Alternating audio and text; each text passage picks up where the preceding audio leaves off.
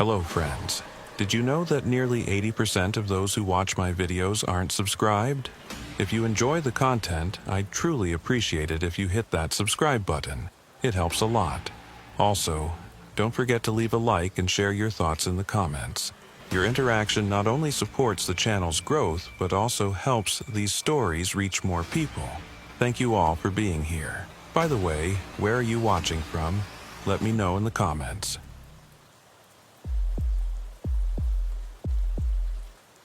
I first arrived in Millbrook in October 1981. Langley had sent me. My assignment was simple. Inspect a routine observation point in a small town, collect the monthly reports, and return. It was a short 3-day job. No one explained to me why Millbrook was special. The briefing was very inadequate. My supervisor gave me a 1-page summary, a set of keys, and a manila folder containing directions to the town. When I asked about the background of the operation, he said it was need-to-know information, and that I didn't need to know. Standard administrative inspection. Get in, get out. Nothing complicated. I should have questioned why they were sending someone with my limited field experience. I should have wondered why a routine inspection required classified clearance protocols. I should have asked why the folder was so thin for a program that had been running since 1967. But I was ambitious, 28 years old. A GS-11 administrative officer hungry to prove myself capable of more than processing paperwork in a windowless office. This was my chance to show I could handle field assignments, maybe earn a promotion, maybe get out from behind my desk permanently. So I took the assignment without asking questions. The town sat in eastern Pennsylvania, nowhere near any major highway. Population 1,827 according to the 1980 census. 1 main street, 1 diner, 1 post office. The kind of place people passed through on accident and forgot immediately. I was a GS-11 administrative officer. I handled paperwork, verified compliance protocols, ensured field stations maintained proper documentation standards. Nothing glamorous, nothing dangerous. I'd been with the agency for 6 years and never once left the Washington metro area for work. My job was to make sure forms were filed correctly, to verify that field stations followed proper procedures, to identify discrepancies in reports and recommend corrective action. I was good at it. Thorough, detail-oriented. The kind of person who noticed when dates didn't align or when signatures looked inconsistent. But I had no training in field operations, no experience with active intelligence gathering, no context for what surveillance actually looked like outside of training manuals and policy documents. They were sending a bureaucrat to inspect a spy post. At the time, I thought it made sense. Administrative oversight, compliance verification. Stay in my lane. Now I understand they chose me specifically because I was exactly the wrong person for the job. The drive took 4 hours. Fall leaves covered the 2-lane road leading into town. I left Washington before dawn, drove west through Pennsylvania as the sun came up behind me. The landscape shifted gradually from suburban sprawl to farmland to dense forest. The roads got narrower, the houses farther apart. I stopped for gas in a town called Harrisville, population maybe 300. The attendant, an elderly man with oil-stained hands, asked where I was headed. When I said Millbrook, he looked at me strangely. "You got family there?" "Business." He nodded slowly, like that explained something. Not much business in Millbrook these days, not since the mill cut back. "What kind of mill?" "Lumber. Used to employ half the town. Now it's maybe 20 guys working part-time." He finished filling my tank and I paid him. As I drove away, I watched him in the rearview mirror. He stood by the pumps, watching my car, until I turned onto the highway and he disappeared from view. The last 20 miles to Millbrook took me through state forest. Dense pines on both sides. No houses, no side roads, just the narrow highway cutting through wilderness. Then the forest opened up, and I saw the town. Everything looked normal. A Presbyterian church with white siding and a tall steeple. A hardware store with faded awnings. A small municipal building that served as both town hall and police station. A volunteer fire department. A post office no bigger than a 2-car garage. Main Street ran for about 8 blocks. Most of the storefronts were occupied but looked tired.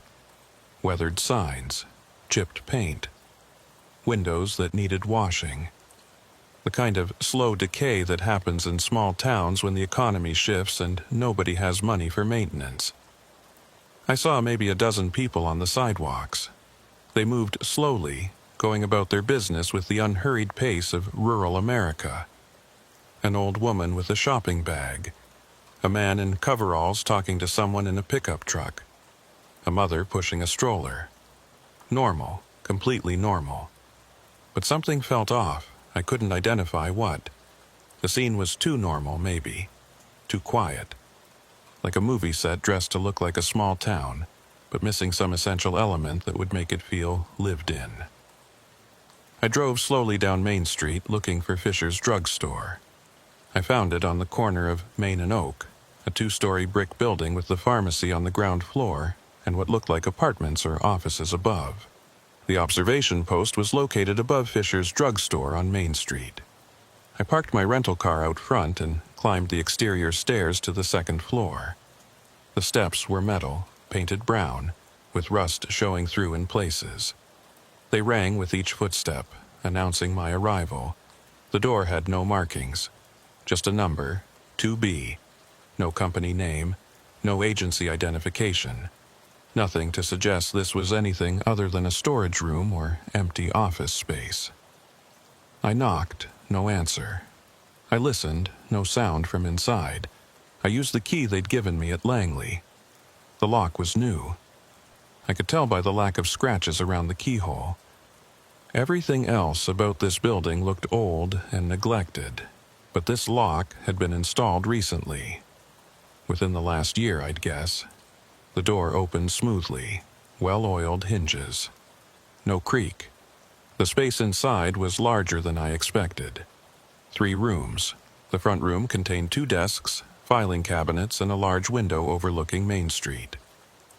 The middle room held communication equipment, mostly dormant. The back room was locked, and my key didn't fit. The front room looked like any administrative office. Fluorescent lights, cheap carpet, a coffee maker on a small table. The desks were clean but showed signs of use.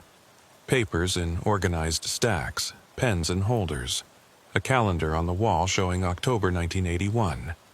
But the window bothered me. It was large, giving a clear view of Main Street below.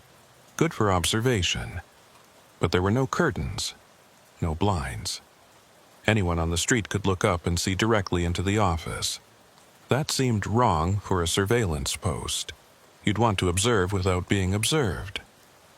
You'd want to hide your presence, unless you wanted people to know you were there, unless visibility was part of the program. The communication equipment in the middle room looked dated.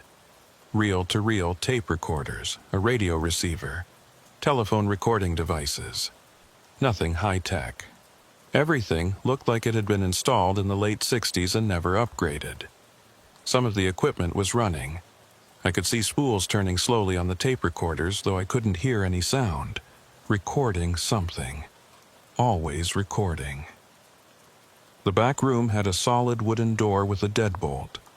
My key didn't work. I tried both keys they'd given me. Neither fit.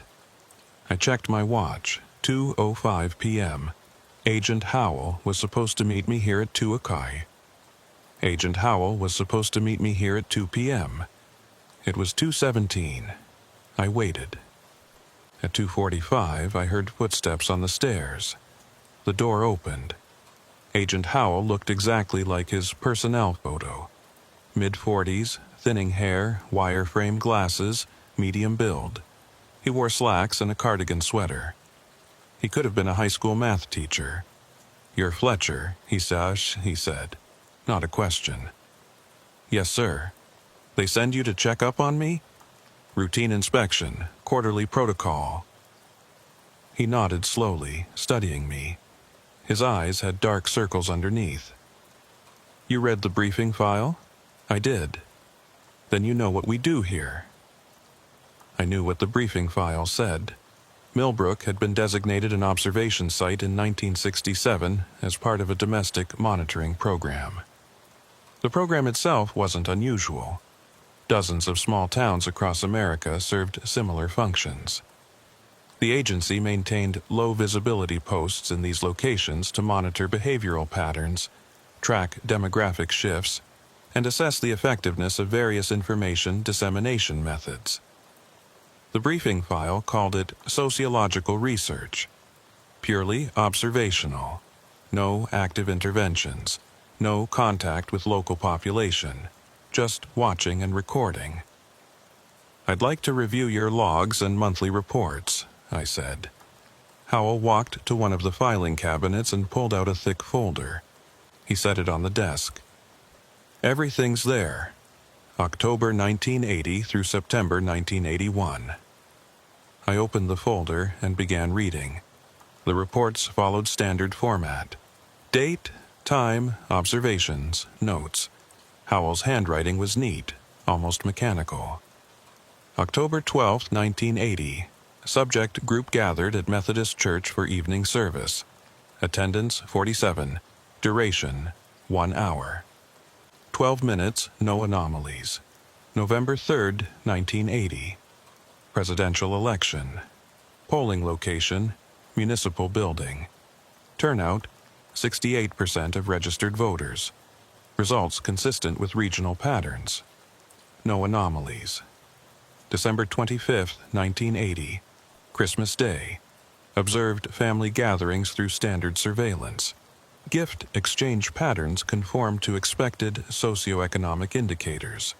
No anomalies. Page after page of this.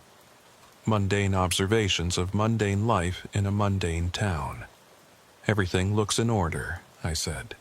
It always is. I flipped to the back of the folder. The September 1981 report was shorter than the others. Just one page. September 14, 1981. Routine monitoring continues. No anomalies. That was it. One sentence for an entire month. Your September report is incomplete, I said. Howell didn't respond immediately. He walked to the window and looked down at Main Street. After a long moment, he said, Nothing happened in September worth reporting. You're required to document daily observations. I documented what mattered. I closed the folder. Agent Howell, the protocols are clear. You need to maintain detailed logs even during periods of low activity. That's the whole point of continuous monitoring. He turned from the window. His expression hadn't changed, but something in his posture had. How long have you worked for the agency, Fletcher? 6 years. How many field assignments? This is my first. He smiled slightly, not a warm smile. They sent a rookie to inspect me. I'm here to verify documentation compliance, that's all. You don't know what you're looking at, do you? I'm looking at incomplete reports. Howell walked to the locked door at the back of the office. He pulled a key from his pocket. Come with me. The back room was smaller than the others. It contained a single desk, a safe, and an entire wall of filing cabinets. These were older, military surplus from the look of them. Green metal with combination locks. Howell opened one of the cabinets. Inside were dozens of reels of audio tape, each labeled with dates. He selected one marked July 1981 and carried it to a reel-to-reel player on the desk. What is this? I asked. This is what we actually do here. He threaded the tape and pressed play. Static, then voices. A woman talking to a man. Casual conversation about groceries, the weather, their daughter's piano recital. The audio quality was excellent, like they were in the room with us. That's Linda Morrison talking to her husband Paul, Howell said. Recorded in their kitchen, July 18, 1981, approximately 6:30 p.m. This wasn't in the briefing file. No, it wasn't. He stopped the tape and selected another one. August 1981. This tape captured a different conversation. A man and woman arguing about money, bills they couldn't pay, a loan that was overdue.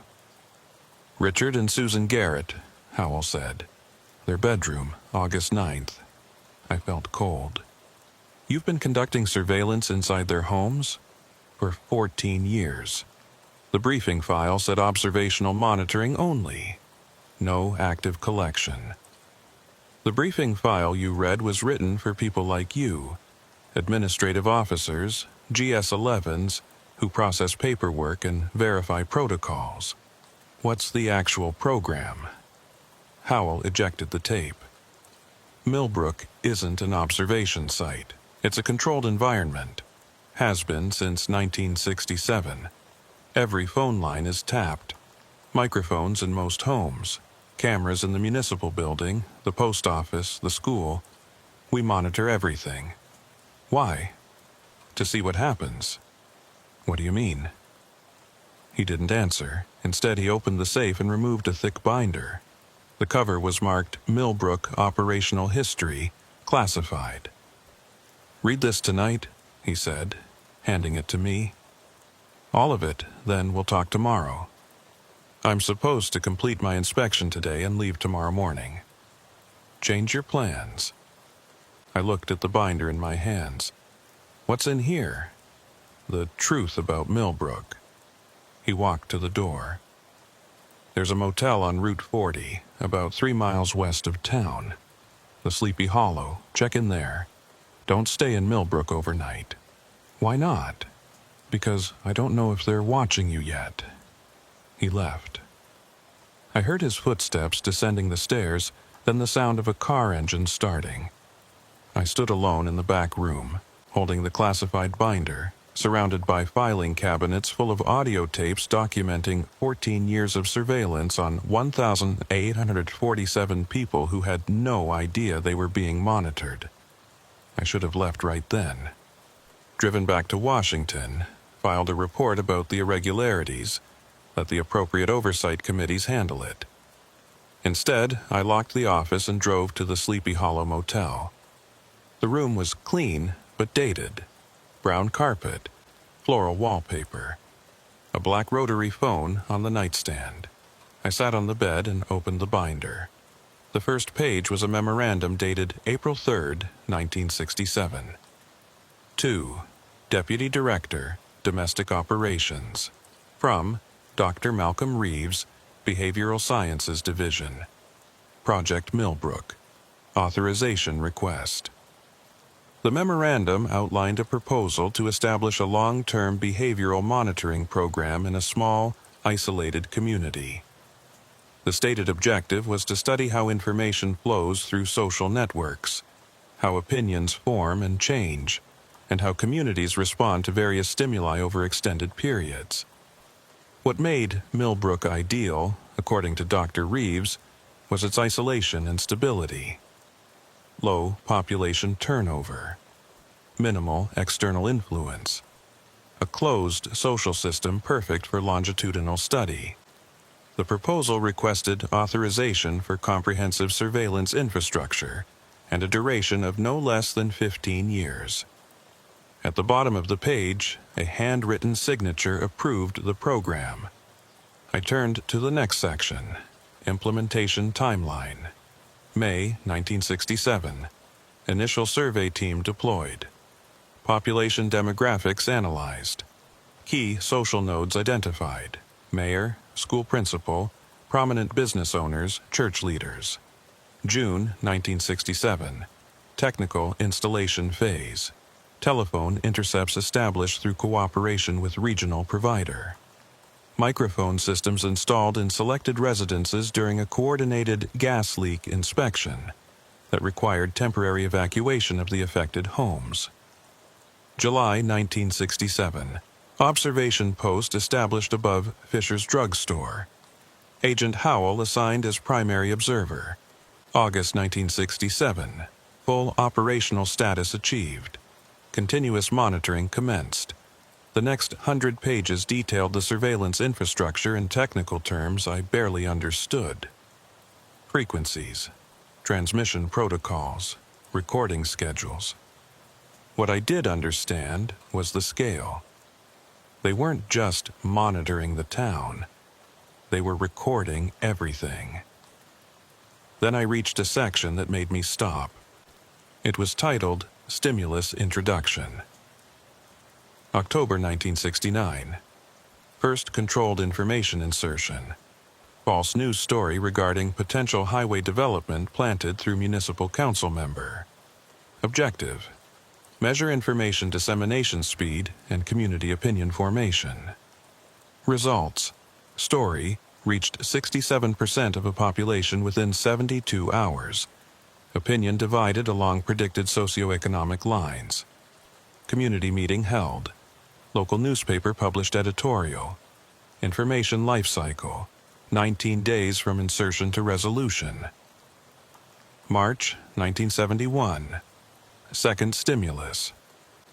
Anonymous letters sent to 5 households suggesting infidelity among neighbors. Objective: test social cohesion under interpersonal stress. Results: 3 of 5 marriages experienced measurable strain. 1 separation. Social network fragmentation observed. Church attendance decreased 14%. Recovery period: 6 months. I kept reading. There were dozens of these. They'd been running experiments on the town, not just watching, acting. June 1973. Financial pressure test. Coordinated reduction in seasonal employment at primary employer, lumber mill. Objective: assess community response to economic stress. Results: 23 families affected. Observed increased alcohol purchases, domestic disputes, school truancy. Stress-related medical visits up 34%. 2 bankruptcies. Migration. 1 family departed town. November 1975. Authority perception modification. Anonymous campaign suggesting municipal corruption. Objective: measure trust degradation in local government. Results: petition drive initiated by citizens. Mayor subjected to informal investigation. Town council meeting attendance increased 340%. Trust in local government reduced from baseline 78% approval to 34% approval. Partial recovery observed after 14 months. They were treating the entire town like a laboratory, testing how far they could push before something broke. I reached the final section. Recent observations. The entries here were different, shorter, less clinical. They read more like diary entries. January 1981. AH. Population appears stable. Standard monitoring continues.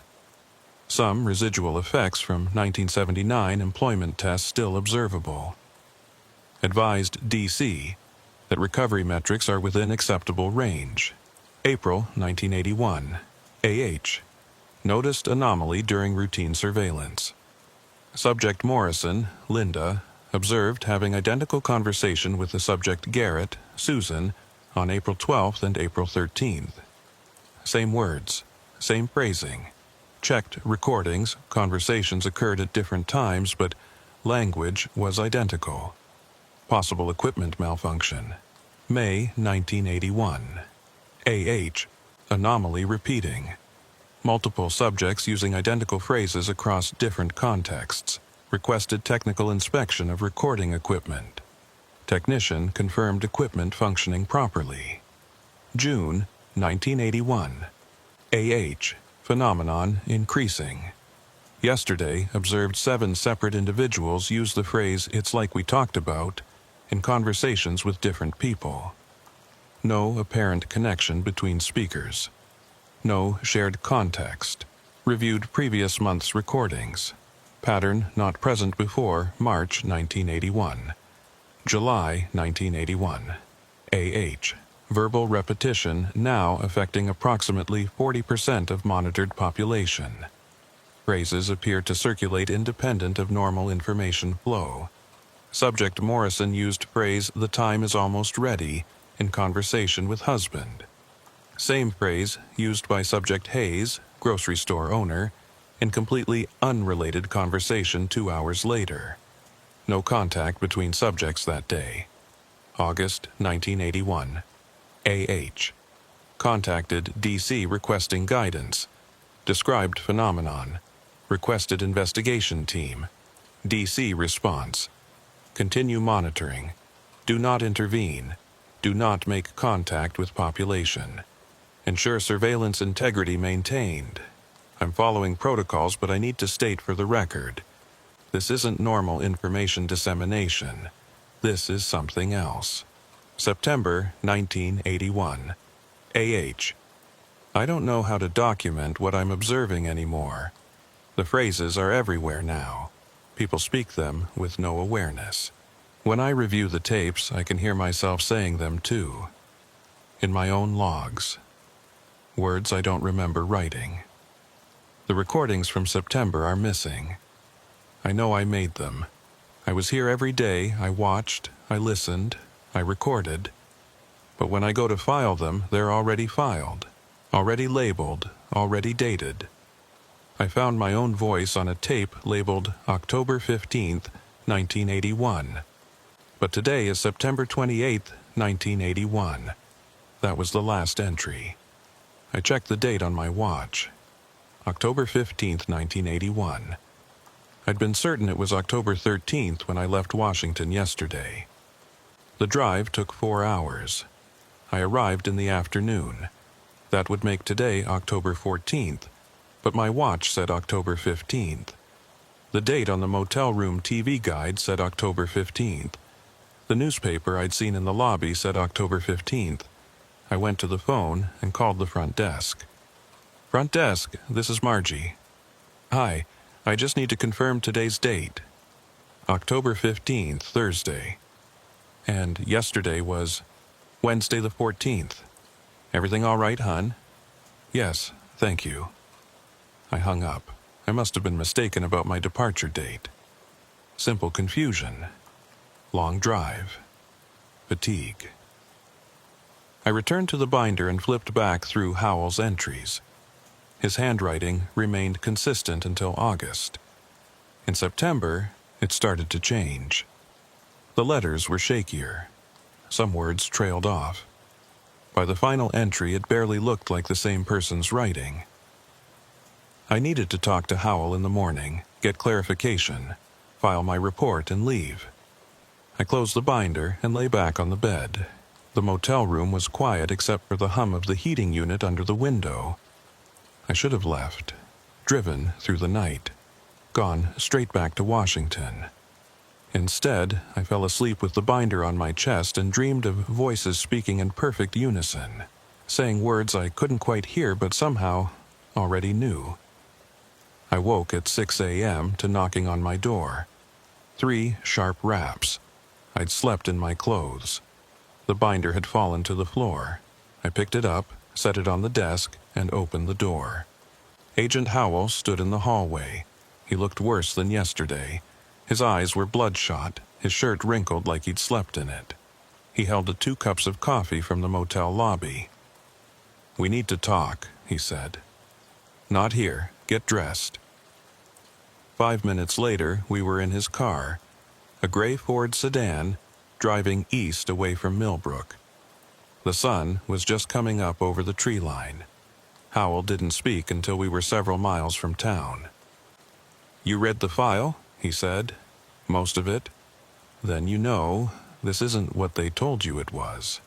The experiments, the stimulus introductions, that's all prohibited under.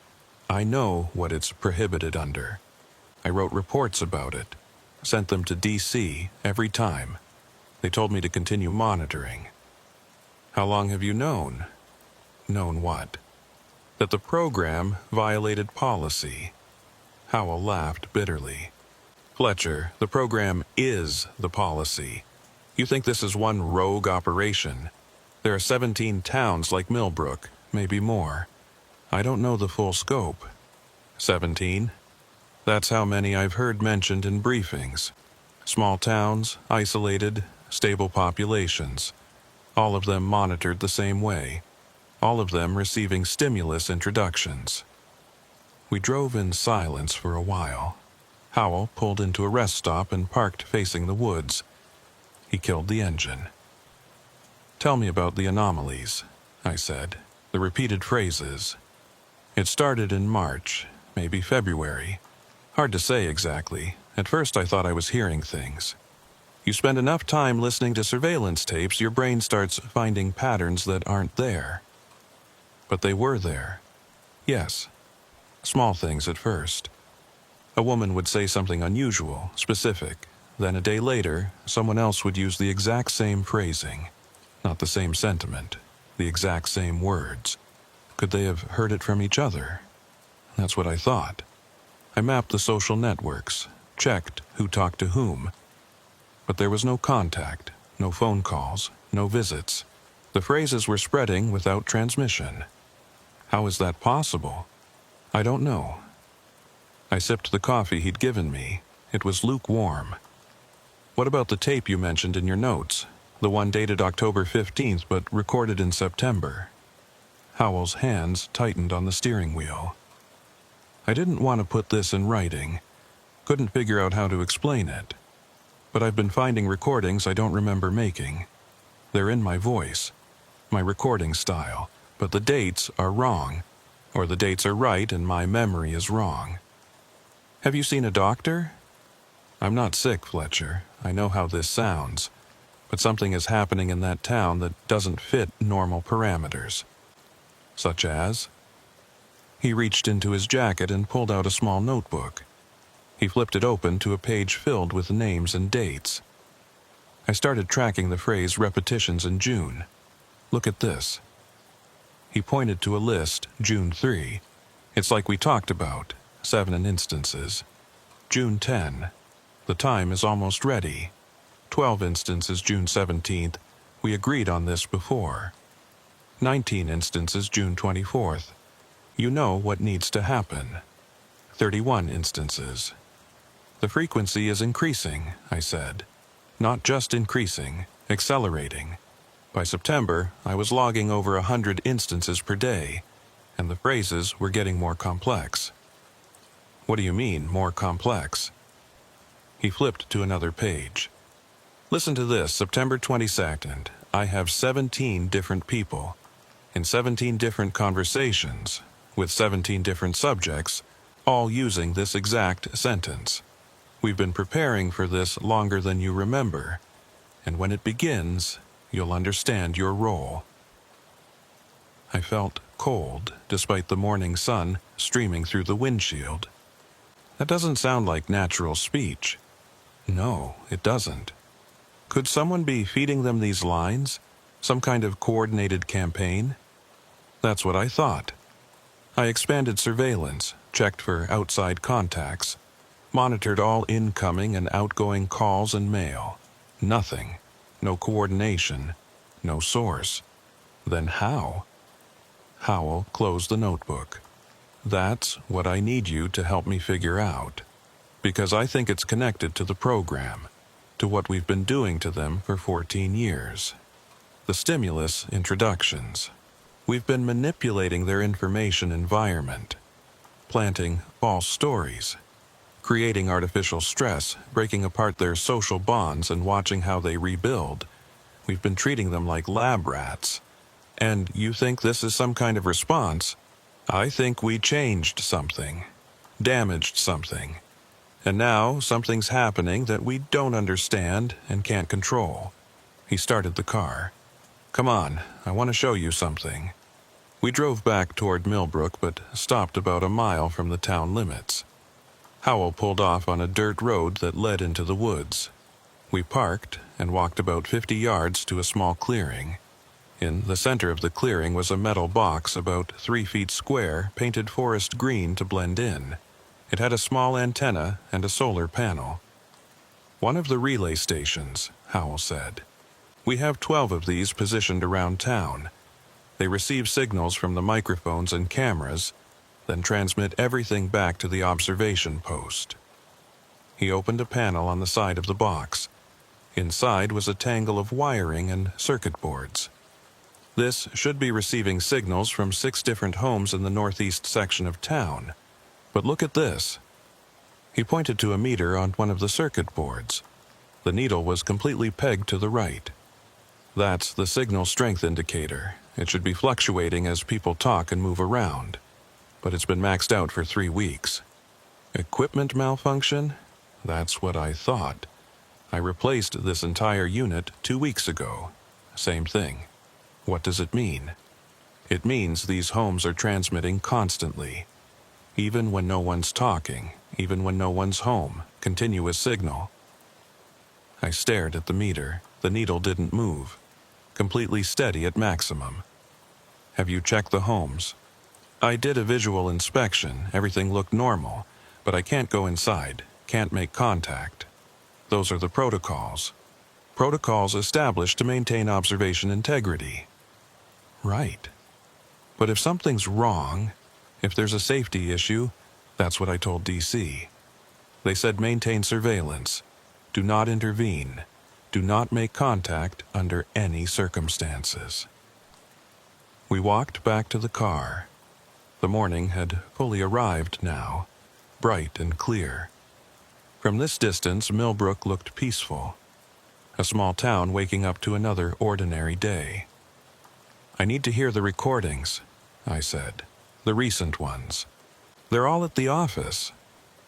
We drove back to Main Street and climbed the stairs to 2B. Howell unlocked the door and led me to the back room. He went to the wall of filing cabinets and selected several reels from September. These are from the Morrison household. September 20th through September 27th. He threaded the first tape and pressed play. For the first few minutes, nothing unusual. Kitchen sounds. Linda Morrison talking to her husband Paul about mundane things, dinner plans, a leaky faucet that needed fixing. Then, at timestamp 1843, Linda's voice changed. Not dramatically, the tone was the same.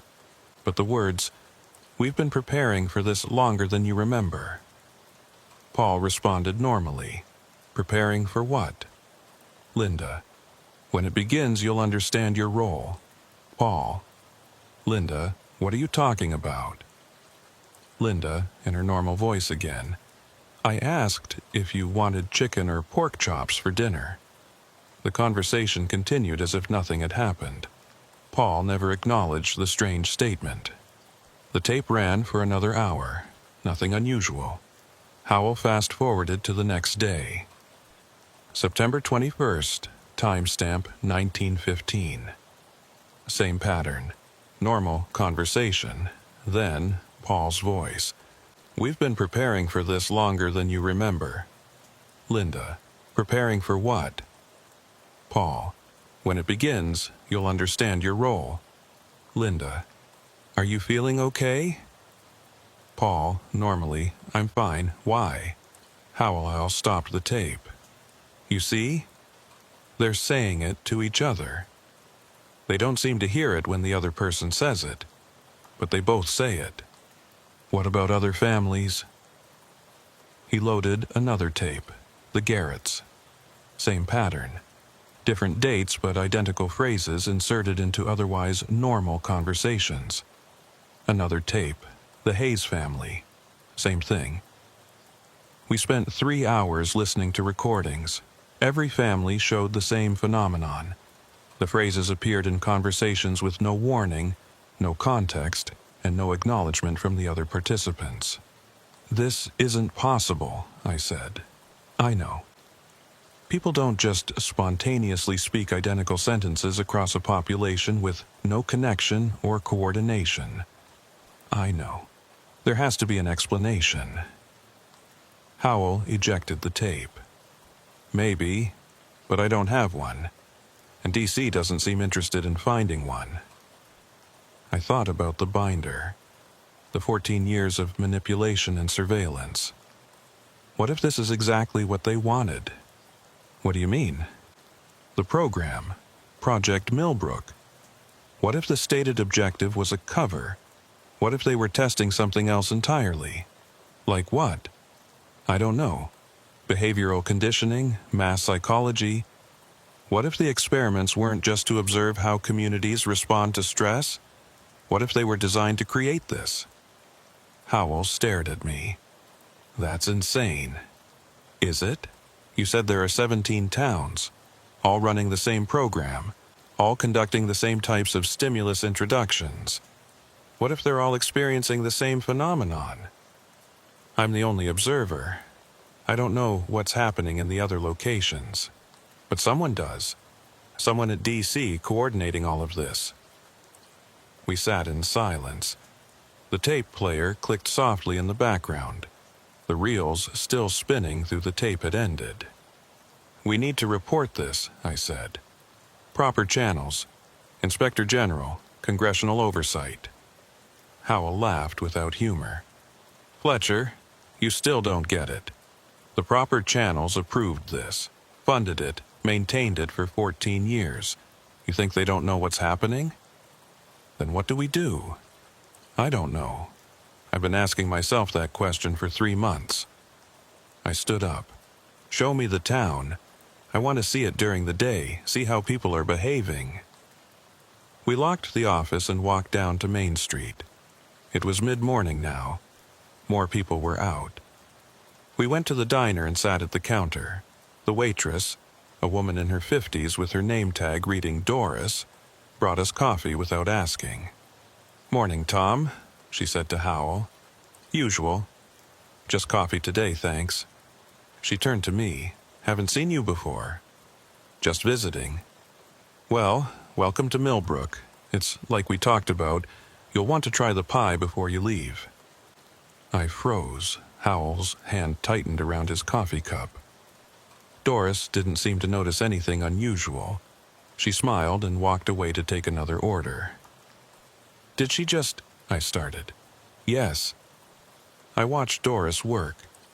She moved normally, talked normally, took orders and delivered food with the ease of someone who'd been doing this job for years. Nothing about her behavior seemed off. How many? I asked quietly. Today? I don't know. I haven't been tracking it outside the recordings. We finished our coffee and left. As we walked back to the observation post, I counted 7 more instances. People using the phrases in casual conversation. The time is almost ready. We agreed on this before. You know what needs to happen. They said these things the way people say, nice weather, or have a good day. Automatic. Unconscious. Back at the office, I sat at one of the desks in the front room. Howell stood by the window, looking down at Main Street. I need to file a report, I said. That's my assignment. Inspect the station, verify compliance, file a report. What are you going to say? The truth. Everything I've seen and heard. They'll bury it, bury you. Maybe, but it'll be on record. Fletcher, listen to me. I've been filing reports for 3 months. Detailed documentation of every anomaly. You know how many responses I've gotten? 0. They're not interested in stopping this. They want it to continue. Why? I don't know. But I've been thinking about something you said, about this being the intended outcome. What if that's exactly right? What if they've been waiting for this to happen? I pulled out my notebook and started writing. Date, time, location, observations. The phrases, the frequency, the lack of awareness from the population, the recorded evidence. Howell watched me write. What's your security clearance, Fletcher? Secret. This program is compartmented. Above top secret. The file I gave you, you technically don't have clearance to read it. You gave it to me. I did. Because I thought you should know, but that means they can claim you accessed classified information without authorization. That's a felony. I kept writing. Let them. You're willing to risk your career, prison? I'm willing to do my job, my actual job, which is to verify compliance with agency regulations. This station is not compliant. This program is not compliant. That needs to be documented. Howell turned back to the window. After a moment, he said, "There's something else I haven't told you." I looked up from my notes. My last contact with DC was 2 weeks ago. I sent my standard weekly report. 3 days later, I got a message back. It said my tour in Millbrook was being extended indefinitely, no rotation date, no explanation. That's unusual. That's unprecedented. Standard rotation for a field post like this is 2 years. I've been here 14. Why haven't you requested reassignment? I have. 6 times. All denied. They keep telling me I'm essential to program continuity. What does that mean?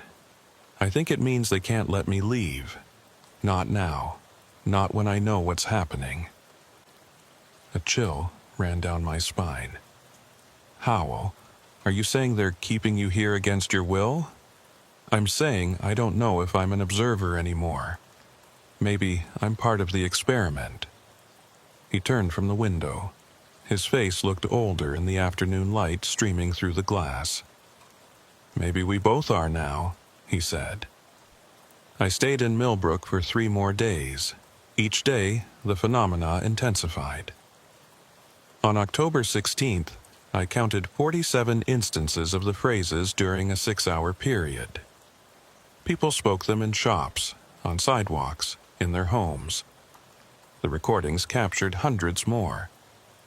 On October 17th, I noticed something new. The phrases had started to synchronize. At exactly 3:47 p.m., I heard the same sentence from 6 different people in 6 different locations across town. The preparation is nearly complete. I was standing on Main Street when it happened. 3 people within earshot all spoke the words simultaneously, then continued their separate conversations without pause. Howell had stopped coming to the office. I went to his house that evening, a small rental on Oak Street. He answered the door, but didn't invite me in. "You should leave," he said. "Get out of Millbrook while you can." I'm not leaving without answers. There are no answers, just more questions. The recordings, I know what's in the recordings. I've listened to thousands of hours. It doesn't explain anything. He looked past me toward the street. You hear them too now, don't you? Hear what? The phrases, in your own head. You think about them even when no one's saying them. I wanted to deny it, but he was right. The phrases had been running through my mind constantly. We've been preparing for this longer than you remember. When it begins, you'll understand your role. I found myself thinking them at random moments, wondering what they meant. It's how it starts, Howell said. First you hear it, then you think it, then you say it. I haven't said anything. Not yet. He closed the door. I drove back to the motel. That night, I called Washington. I asked to speak with my supervisor, but he was unavailable. I left a message requesting immediate extraction and debriefing. No one called back. October 18th. I went to the observation post alone. The front room looked the same as always, but something felt different. Wrong. I walked to the back room.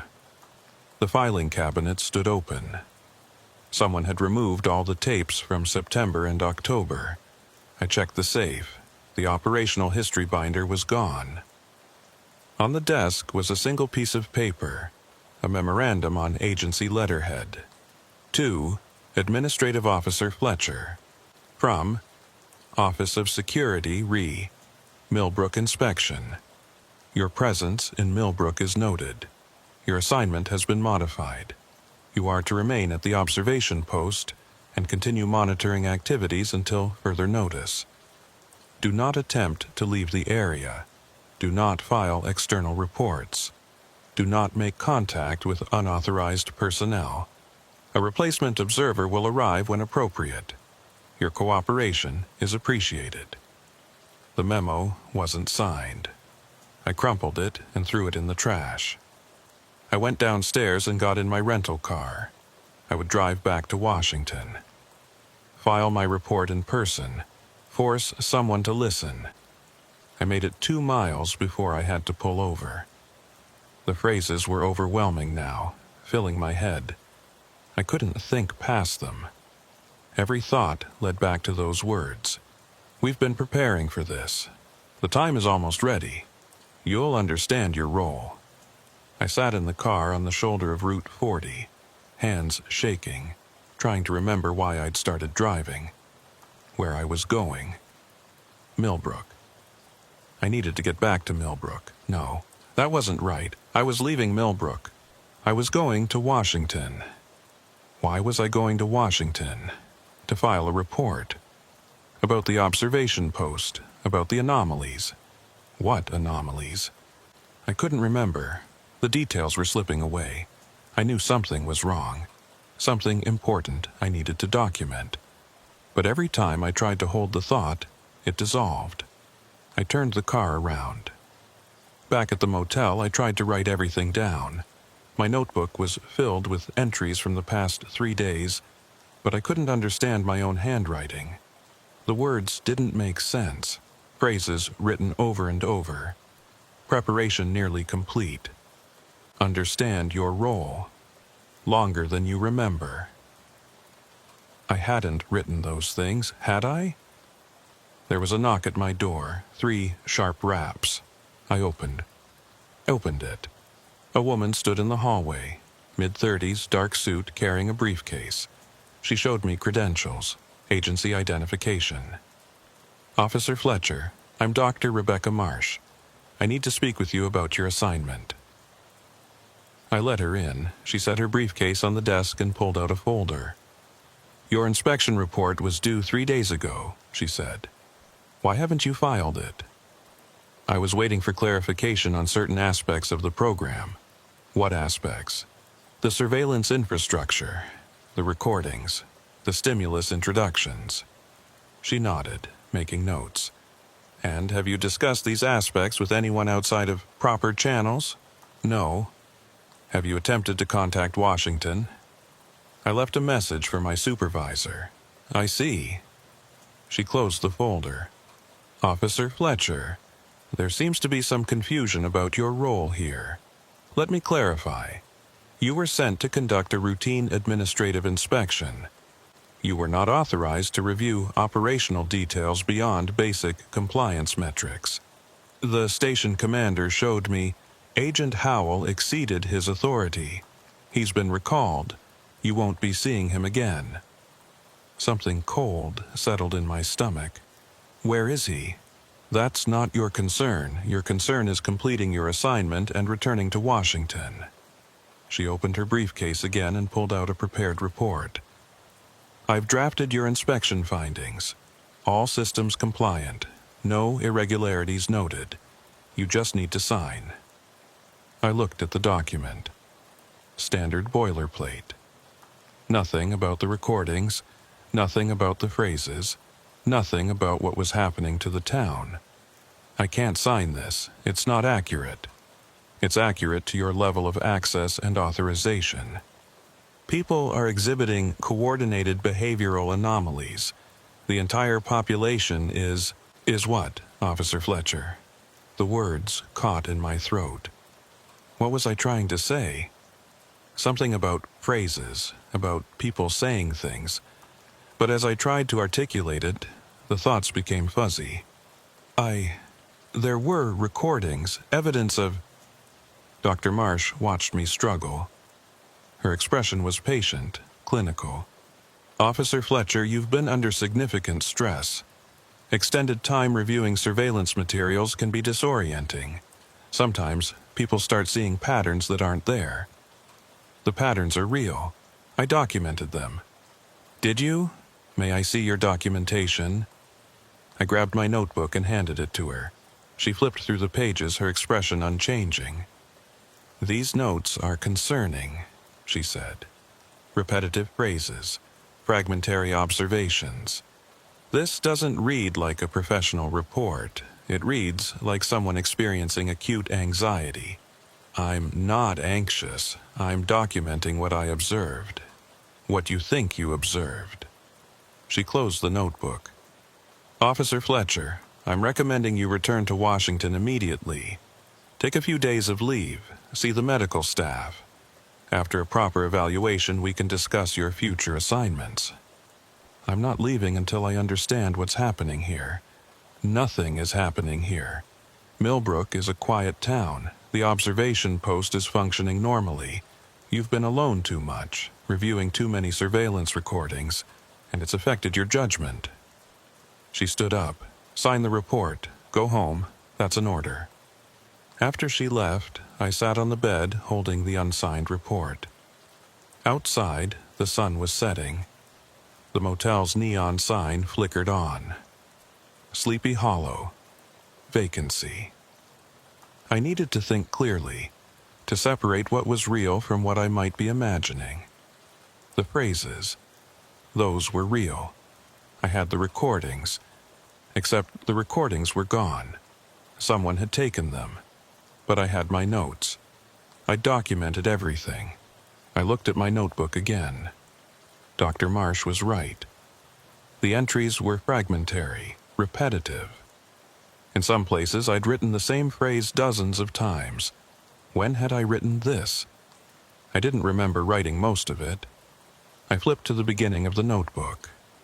The first entry was dated October 13th, my arrival in Millbrook. But that couldn't be right. I'd arrived on October 13th, which was 2 days ago? 3 days ago? What day was it now? I checked the TV. The news was on. The date stamp said October 18th, 5 days. I'd been here 5 days.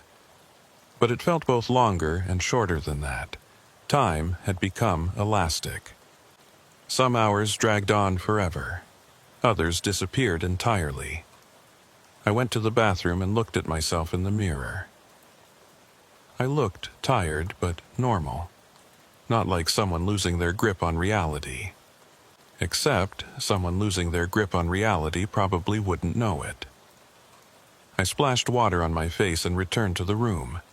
The report was still on the desk, unsigned. I could sign it, go back to Washington, file it away, forget about Millbrook.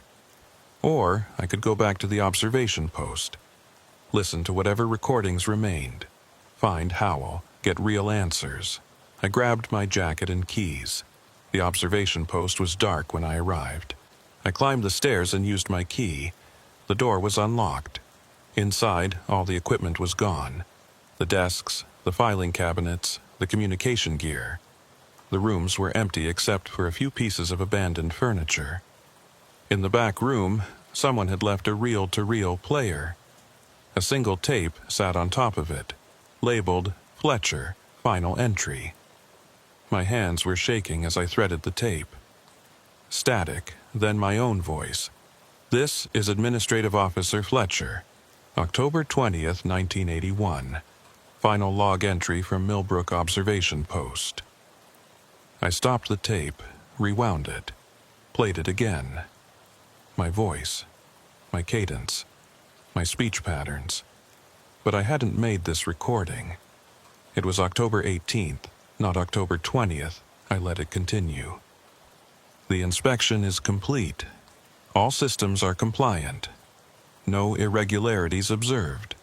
The behavioral patterns are within normal parameters. Agent Howell's concerns were unfounded. I have submitted my report recommending continuation of Project Millbrook without modification." A pause. "I understand my role now. We've been preparing for this longer than I remember. When it begins, I'll know what to do." Another pause. Then my voice different. Strained. "This isn't me. I didn't record this. Someone is using my voice, creating false documentation. They're trying to make it look like I approved everything, like I didn't see what's really happening. Static, then my voice again, calm and measured. The preparation is nearly complete. Millbrook will serve as the template. 17 towns initially, then more. The subjects don't know their role yet, but they will. When the signal is given, they'll understand. The tape ended. I stood in the empty room, my heart pounding. That wasn't me. I hadn't recorded that. But it was my voice, my exact voice. I ejected the tape and put it in my jacket pocket. Evidence, proof that something was deeply wrong. I needed to leave now, tonight. Drive straight through to Washington and present this to someone who would listen. I left the observation post and walked to my car. Main Street was empty. No one on the sidewalks, no cars. Just streetlights casting yellow pools of light on the pavement. As I walked, I passed Fisher's drugstore. Through the window, I could see someone inside. The lights were off, but a figure stood behind the counter, watching me. I kept walking. The car was parked where I'd left it. I got in and started the engine. As I pulled onto Main Street, I saw them, standing on the sidewalks, emerging from doorways. Dozens of people, maybe 100. The entire town. They weren't moving, just standing, watching me drive past. Their lips were moving, all of them, speaking in unison, though I couldn't hear the words through the car windows. I drove faster, reached the town limits, kept going. 2 miles out, I looked in the rearview mirror. The road behind me was empty. Dark. I made it back to the Sleepy Hollow Motel. My room was exactly as I'd left it. The unsigned report on the desk. My notebook beside it. I packed quickly. Threw everything in my bag. I'd sleep in the car if I had to. Just needed to put distance between myself and Millbrook. As I zipped my bag, I heard it. Faint at first, then louder. Voices outside. Many voices. Speaking together. We've been preparing for this longer than you remember. I looked out the window. They were there. The townspeople. Standing in the parking lot. The same crowd I'd seen on Main Street. How had they gotten here before me? When it begins, you'll understand your role. I locked the door, pushed a chair against it. The voices continued, not shouting, just speaking, calm and steady. The time is almost ready. My phone rang. The motel room phone. I stared at it. 4 rings, 5, 6. I picked it up. My own voice. The preparation is nearly complete. I hung up. It rang again immediately. I unplugged it. The voices outside were getting louder, or closer. I couldn't tell which. I looked at my notebook, flipped through the pages, looking for something. What was I looking for? The entries blurred together, the same phrases over and over. My handwriting changing, deteriorating, becoming something else. On the last page, words I didn't remember writing. I understand now. I've always been part of this. From the moment I received the assignment. From before that. They knew I would come to Millbrook. They knew I would see what Howell saw. They knew I would try to report it. That was the point. I'm not an inspector. I'm another data point, another subject in the experiment. Below that, in different handwriting, neater, more controlled. Officer Fletcher arrived in Millbrook on October 13, 1981. He will complete his inspection on October 20, 1981. He will file a compliant report. He will return to Washington. He will continue his duties. He will not remember Millbrook, except when we need him to. The voices outside stopped. Complete silence. I walked to the window and looked out. The parking lot was empty. No one there. Had they ever been there? I sat on the bed, tried to think. tried to remember how this started.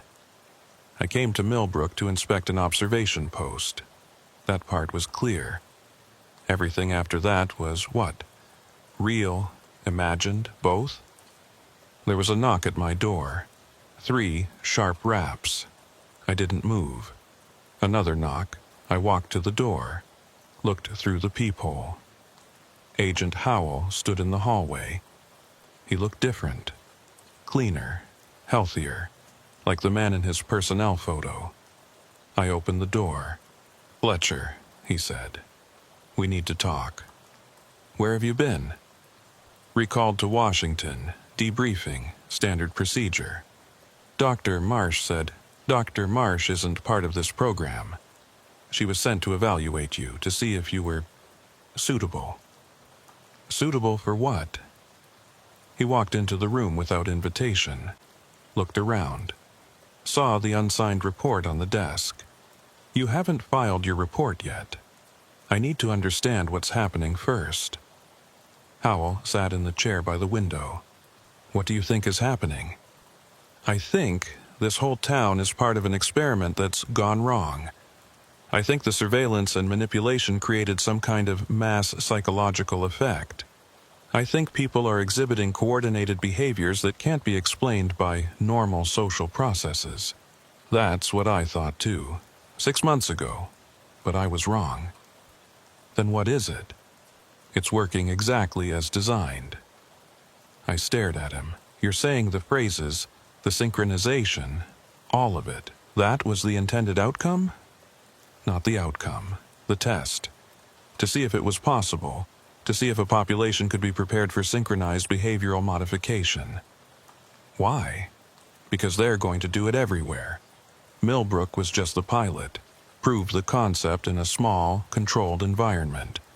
Then scale it up, 17 towns, then 50, then 100, until the infrastructure is in place for the whole country."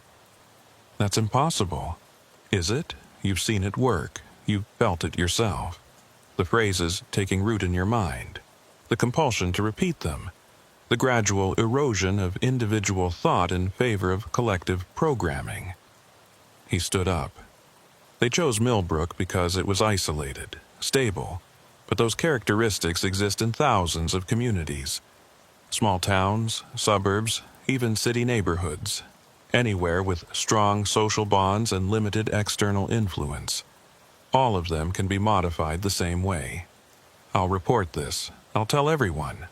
You won't, because you're part of it now. You've been exposed to the same conditioning as the residents. You've listened to hundreds of hours of recordings. You've absorbed the phrases. They're in your head permanently now. I can resist. Can you? Try. Try to go 5 minutes without thinking about them." I tried. I focused on other things. My training, my assignment, my life before Millbrook. But underneath everything, the phrases whispered, "We've been preparing for this longer than you remember." "You see," Howell said, "it doesn't matter if you report it. They'll just say you were affected by the surveillance materials, compromised, unreliable. They'll put you on leave, get you evaluated, and while you're gone, the program continues. Then what do I do?" He walked to the door. "Sign the report. Go back to Washington. Continue your work. And wait. Wait for what? For it to begin. You'll understand your role when the time comes." He left. I sat alone in the room. The unsigned report on the desk. My notebook filled with fragmented observations and repeated phrases. The tape in my pocket with my own voice saying words I didn't remember speaking. I could run, disappear, try to warn people. But Howell was right. Who would believe me? What evidence did I have? Recordings that had been confiscated. Notes that looked like the ravings of someone experiencing a breakdown. A tape that could be dismissed as a fabrication. I looked at the report. All I had to do was sign it. Say everything was normal. Go home. I picked up the pen. Outside, I heard footsteps. Multiple people walking past my room. Voices speaking in unison. The preparation is nearly complete. I put the pen down. I couldn't sign this. I couldn't pretend everything was normal. Even if no one believed me. Even if it destroyed my career. I grabbed my bag and left the room. Got in my car. Started driving. This time, I didn't look back. I made it to Washington by dawn. Drove straight through the night, stopping only for gas. I went directly to headquarters. Requested an emergency meeting with my supervisor. They made me wait 3 hours. When I finally sat across from him, I told him everything. The surveillance infrastructure, the stimulus introductions, the behavioral anomalies, the phrases. He listened without interrupting. When I finished, he asked to see my documentation. I gave him my notebook. He flipped through it. His expression never changed. "Officer Fletcher, these notes are concerning. I know they seem unusual, but they suggest you may have experienced a psychological episode. Extended isolation, stress from your first field assignment, exposure to large volumes of surveillance material. These are all risk factors. Sir, I know what I saw, what I heard. I'm sure you believe that, but belief doesn't constitute evidence." He closed the notebook. "I'm placing you on administrative leave effective immediately. You'll undergo a full psychological evaluation. We'll reconvene after the results come back. What about Millbrook? What about it? Someone needs to investigate what's happening there. I'll take that under advisement. In the meantime, you need to rest." He stood up. The meeting was over. I left headquarters in a daze. Everything Howell predicted was coming true. They weren't going to investigate. They were going to bury it. Bury me. I drove to my apartment. Unlocked the door. Someone was inside. Dr. Marsh sat in my living room. "Hello, Officer Fletcher. We need to finish our conversation." "How did you get in here?" "I'm concerned about you. Your supervisor's concerned. You're showing signs of acute stress disorder." "I'm fine." "You drove through the night. You're exhausted, paranoid, making wild claims about classified programs you don't have clearance to know about." "I have clearance for Millbrook. I was assigned there." "You were assigned to conduct a routine inspection. Instead, you accessed materials beyond your authorization, violated operational security protocols, and now you're experiencing what appears to be a delusional episode." She stood up. "I'm recommending immediate psychiatric evaluation. Voluntary would be preferable, but if necessary, we can make it involuntary." "You can't do that." "I can. For your own safety and the safety of others. You're a potential security risk." I looked at her, really looked at her. She wasn't concerned. She was clinical, following a protocol. "How many others?" I asked. "Excuse me? How many other inspectors have you had this conversation with? How many people have been sent to Millbrook and come back changed?" She smiled slightly. "Officer Fletcher, no one comes back changed from Millbrook, because nothing unusual happens there. It's just a small town, an observation post, routine surveillance." "I have evidence, the tape." "What tape?" I reached into my jacket pocket. The tape was gone. "You took it." "I don't know what you're talking about." I checked my bag, empty. My notebook was gone too. Everything I'd documented. Everything I'd collected. "You can't erase what happened." "Nothing happened. You went to Millbrook. You conducted an inspection. You found everything in compliance. You returned to Washington. That's what your report will say. That's what happened." She walked to the door. "Take a few days. See the doctors. When you're ready to return to work, file the report. Move on with your career. This doesn't have to define you." After she left, I searched my apartment. looking for the tape, my notebook, any evidence that I'd been to Millbrook. It was all gone. On my desk, I found the inspection report. Already signed, my signature at the bottom. I didn't remember signing it. Beside it, a memo on agency letterhead. To Administrative Officer Fletcher. From Medical Services. Mandatory psychiatric evaluation.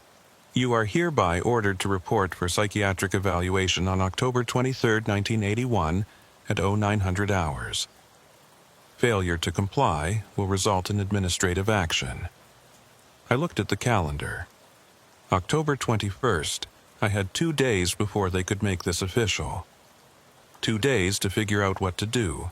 I couldn't go back to Millbrook. They were watching for that. Couldn't contact other inspectors who might have visited the other 17 towns. I didn't even know who they were.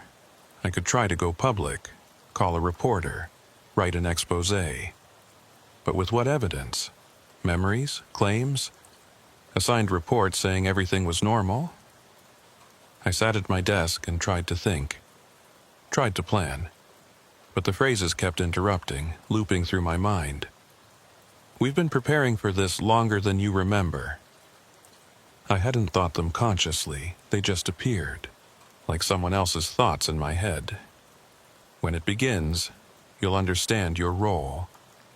I stood up, paced the apartment, tried to focus on something else. The phrases continued. The time is almost ready. I turned on the TV. News, sports, weather. Anything to drown out the internal monologue. But I could still hear them, underneath everything. I grabbed my jacket. I needed to get out, walk, clear my head. Outside, the street was busy. People going about their evening. Normal city life. I walked for blocks. No destination. Just movement. At a crosswalk, I stood next to a businessman waiting for the light to change. He was talking on a payphone, arguing with someone about a contract. Then he paused mid-sentence and said, "We've been preparing for this longer than you remember." The person on the other end must have responded, because he continued, "No," I said, "we've been working on this project for months. Pay attention." He didn't seem aware of what he'd said. The phrase had inserted itself seamlessly into his conversation. I kept walking. At a bus stop, 2 women were talking. One said to the other, "The time is almost ready." Her friend, "What time for what?" First woman, "I said the dry cleaner closes at 5. We better hurry." It was happening here, in Washington, hundreds of miles from Millbrook. Or maybe it had always been happening. Maybe I just couldn't see it before. I walked faster, listening. A man talking to his son. "You'll understand your role when you're older." A woman on a park bench. "It's like we talked about yesterday." A teenager to his friend. "We agreed on this before, remember?" Phrases, everywhere. Woven into normal conversation. Most people didn't seem to notice. They responded to the apparent context, not the actual words. But they were saying them. All of them. I made it back to my apartment as the sun was setting. Locked the door, sat in the dark. The phrases were continuous now, not just occasional thoughts, a constant stream. The preparation is nearly complete. I tried to remember who I was before Millbrook, my training, my life, my goals. But it was getting harder to access those memories. They seemed distant, like they belonged to someone else. When it begins, you'll understand your role. What was my role? Inspector, Administrative Officer, GS-11 with the agency. 6 years of service, no. That wasn't my role. That was my cover. My actual role was... I couldn't remember. But I knew it was important, essential. The time is almost ready. Ready for what? I stood up, walked to my desk, looked at the signed report. My handwriting, but not my decision. I picked up the phone, dialed a number. My supervisor. He answered on the second ring. "Sir, this is Fletcher. I need to speak with you about my report." "Fletcher, you're on leave. We'll discuss this after your evaluation. I need to tell you something. About Millbrook, about what's really happening there." A pause. "Fletcher, we've been over this. Nothing is happening in Millbrook. You need to focus on your recovery. They're preparing for something, the whole town. Maybe more than just that town. I've seen it happening here too.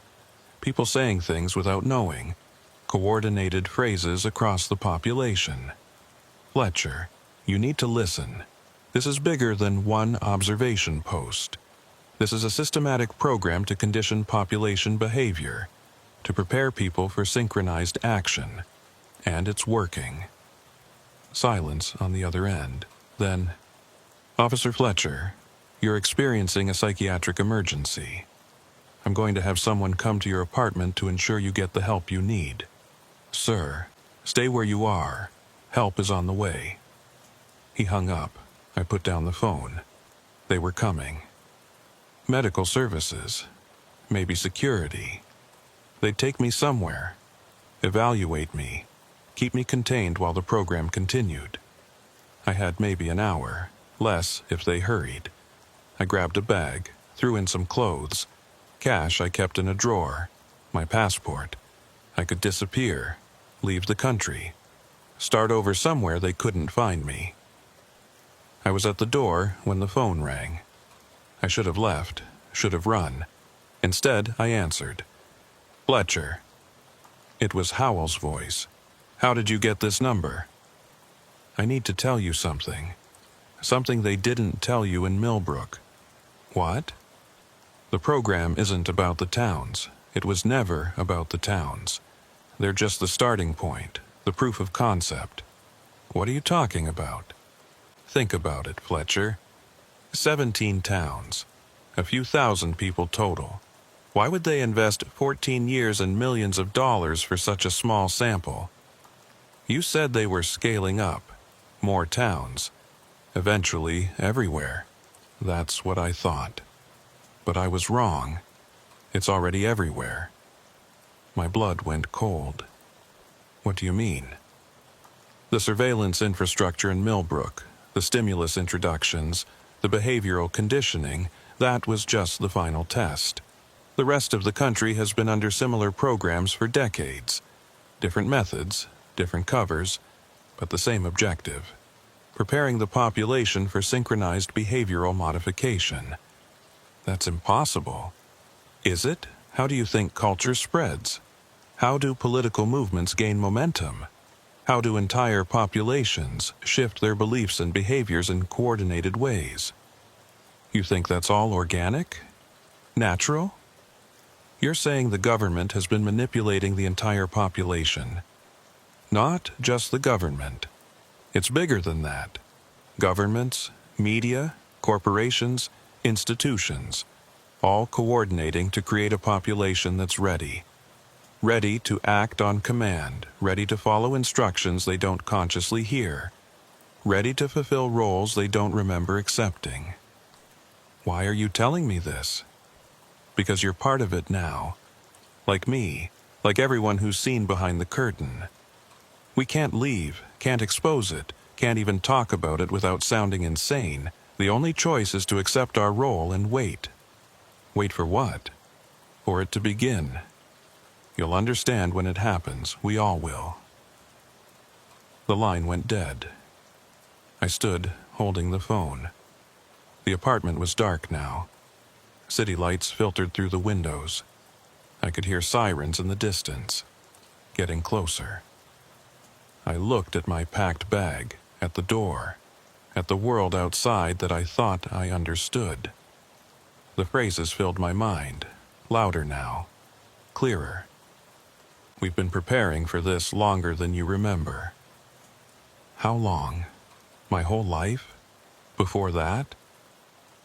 When it begins, you'll understand your role. What if I already understood? What if I'd always understood but was trained to forget until the right moment? The time is almost ready. The sirens were on my street now. I sat down at my desk, unpacked my bag, put everything back where it belonged. The signed report sat in front of me. I read it one more time. All systems compliant. No irregularities observed. Recommend continuation of Project Millbrook without modification. That's what I would tell them when they arrived. That I was fine. That I understood now. That I was ready to return to work. Because that was my role. I'd always known it. I just needed to be reminded. The knock came. 3 sharp raps. I opened the door. They were there to take me for evaluation, to make sure I was fit for service, to verify that the conditioning had taken hold properly. I went with them willingly because the preparation was nearly complete, and when it began, I would understand exactly what to do.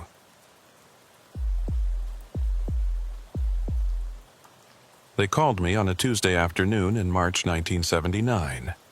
I was at my desk at Georgetown University grading papers on cognitive dissonance theory when the phone rang. Dr. Brennan, this is Margaret Chen from the Department of Defense. We'd like to discuss a research opportunity that might interest you. I should have said no immediately. Should have recognized the careful phrasing, the vague description, the air of secrecy wrapped around what should have been a straightforward academic collaboration. But I was 34 years old, an associate professor of psychology with a decent publication record, but no major grants. No breakthrough research, nothing that would secure tenure or distinguish me from a dozen other competent academics teaching introductory psych to undergraduates who didn't want to be there. The Department of Defense meant funding, real funding, the kind that could establish a lab, hire research assistants, publish findings that would actually matter. I'm listening, I said. 3 days later, I sat in a nondescript office building in Alexandria, Virginia. The building had no external signage. The receptionist asked for identification before allowing me past the lobby. I took an elevator to the 4th floor and was escorted to a small conference room with no windows. 2 people waited inside. Margaret Chen introduced herself properly. Mid-40s, professional demeanor, credentials I couldn't verify. The second person didn't offer a name, just, I'm with the agency coordinating this research initiative. No business card, no handshake. Just a manila folder placed on the table between us. Dr. Brennan, Chen began, your work on feedback loops in social psychology caught our attention. Specifically, your paper on how individuals modify behavior based on perceived observation. That paper had been published 2 years ago in a mid-tier journal. 47 citations. Solid work, but not groundbreaking. I was surprised anyone outside my field had read it. The core finding, I said, was that people change their behavior significantly when they believe they're being monitored, even when the monitoring is passive and no consequences are explicitly stated. Exactly. We're interested in exploring that phenomenon in a more controlled environment. The unnamed man opened the folder. We're funding a longitudinal study on behavioral modification through observational feedback. The project would run for 18 months initially, with possibility of extension. Budget of $300,000 per year. I tried not to react to the number. That was more than my annual salary. More than most academic grants I'd ever seen. What's the research question? I asked. How do feedback mechanisms shape behavior over extended periods? Can we predict and potentially guide behavioral changes through carefully controlled information flow? What are the limits of external influence on decision-making when subjects are aware of observation, but not aware of specific metrics being monitored? All good questions. All within my area of expertise, all fundable through normal channels if framed properly. Why DoD? I asked. This sounds like NSF or NIH territory. The applications are relevant to operational psychology, Chen said. Military personnel performance monitoring. Intelligence officer behavioral assessment. We need practical applications, not just theoretical frameworks. That made sense. Enough sense that I didn't push harder. What would my role be? Principal investigator. You'd design the study protocol, oversee data collection, analyze results, and produce quarterly reports. We'd provide the controlled environment and subject recruitment. You'd provide the scientific expertise. What kind of controlled environment? The unnamed man slid a photograph across the table. A suburban house, 2 stories, well-maintained lawn, generic middle-class American architecture. We've established a residential testing facility. Subjects would live there during the study period. They'd be compensated generously. All expenses covered, plus a substantial stipend. How many subjects? We're starting with 4 households, 12 to 16 individuals total. Mixed demographics, all voluntary participants. What exactly would they be volunteering for? A study on how people adapt to monitored living environments. We'd be transparent about the observation. Tell them they're being recorded for behavioral research.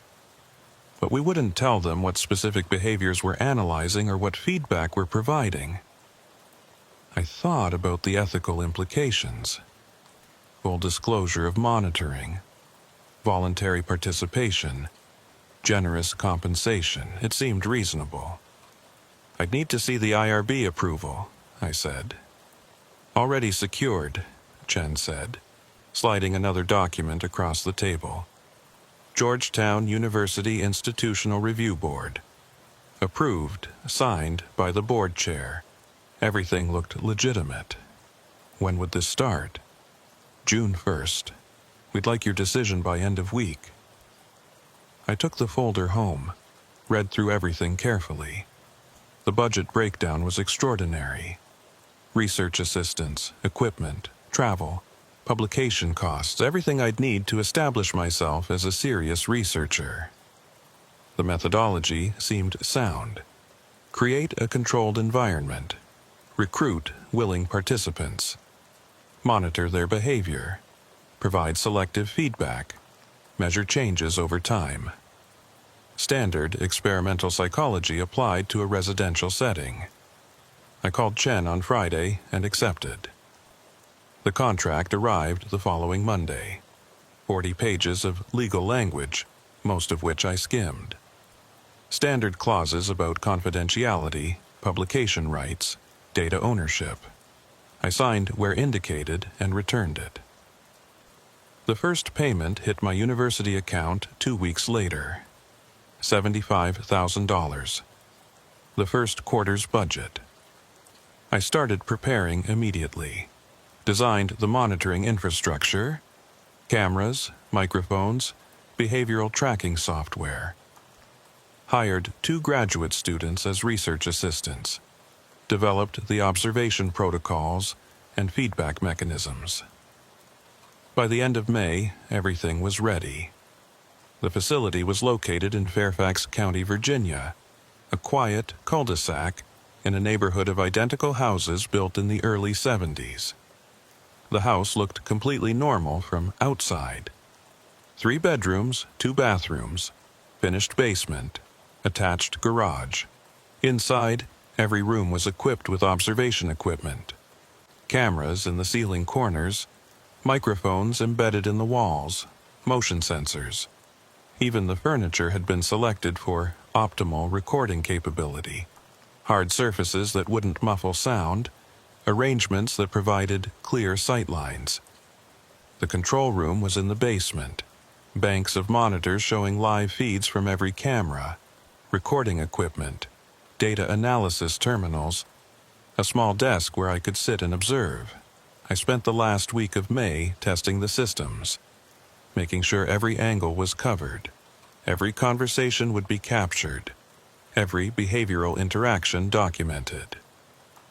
The participants arrived on June 1st. The Hendersons, Michael and Jennifer, both 32, married 7 years. Michael worked as an accountant. Jennifer was a part-time teacher. No children.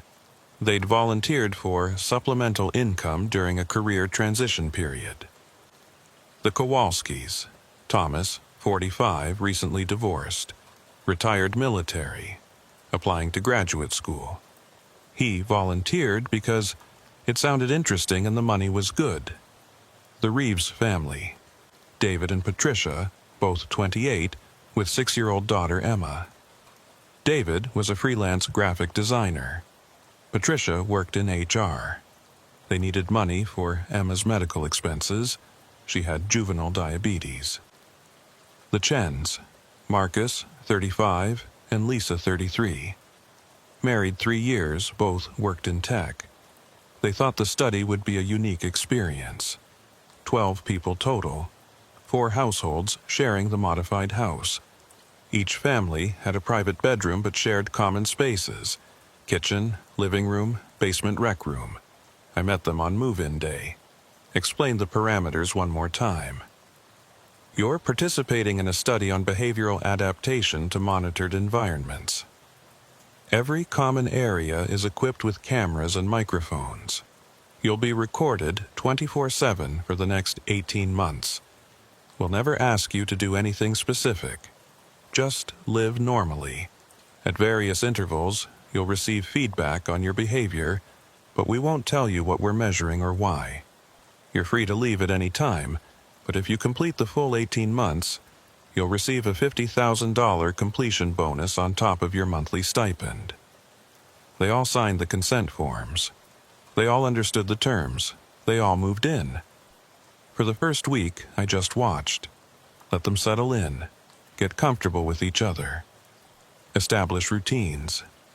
Michael Henderson spent most of his time in his room, working on his laptop. Jennifer cooked elaborate meals and tried to organize group activities. They argued quietly about money, about his job search, about whether this study was a mistake. Thomas Kowalski kept to himself.